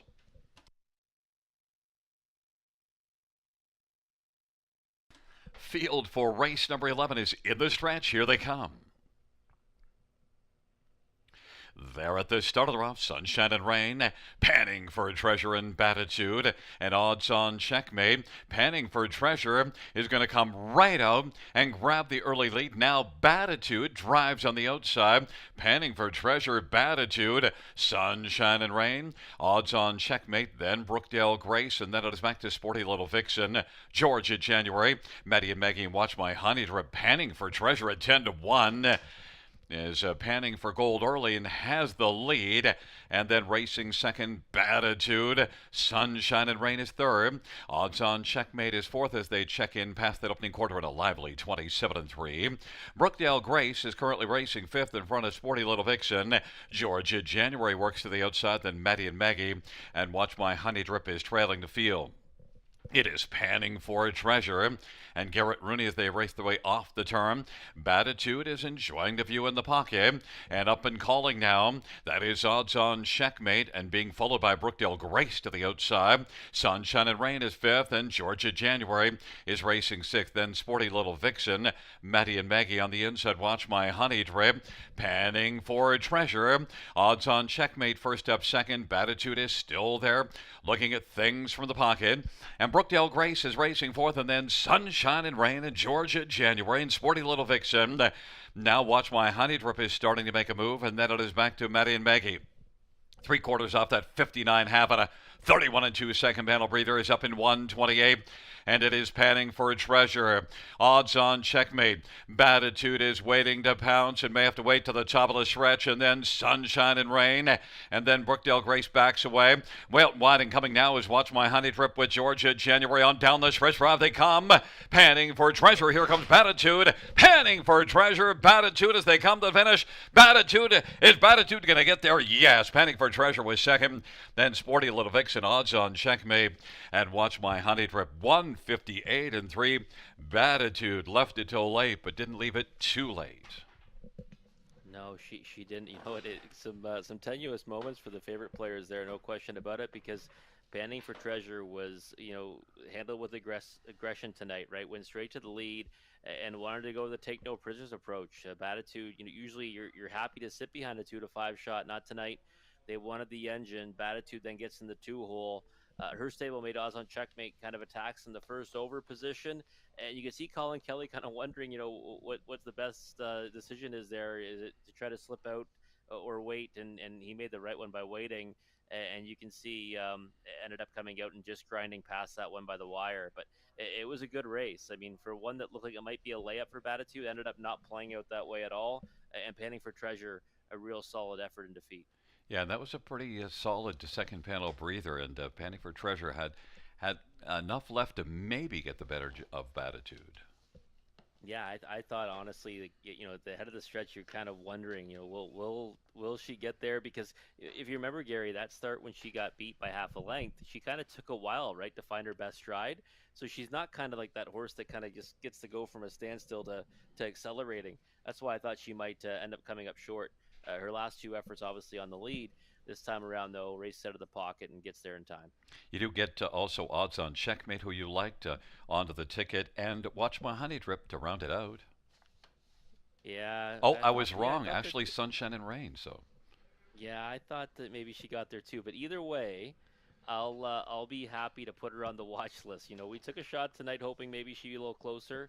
I think that next time out, though, we can jump on her if she draws inside. it comes up 4-3-2-5-1, the top five, and back in front of us is number 4, Batitude, 3-year-old Artspeak Bay filly. Colin Kelly, the winning driver. The trainer is Brett Lester. The owners Michelle Letart and Louis Bois. It's the third win this year, fifth lifetime. Batitude, 158 and 3.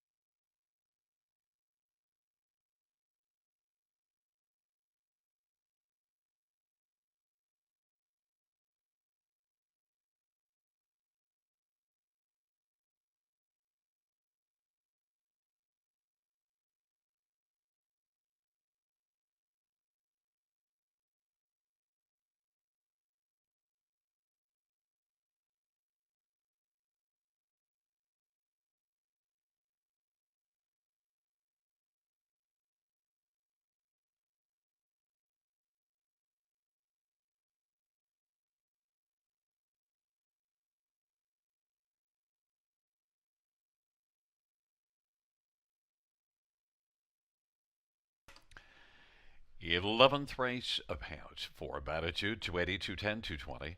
3 panning for treasure, 630, 372. Odds on checkmate, 250.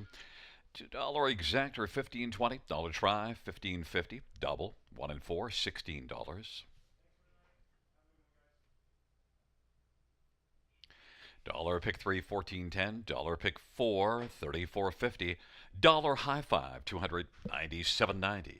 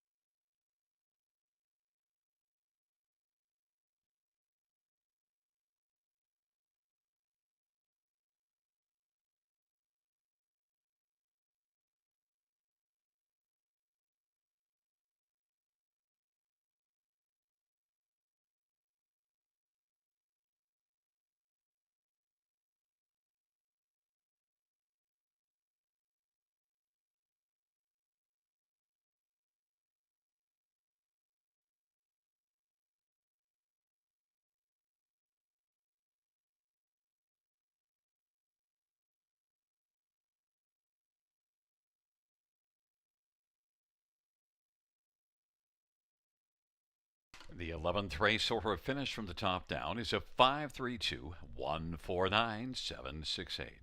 Once again from the top down, it is 532-149-768. There's a look at the show photo from race number 11.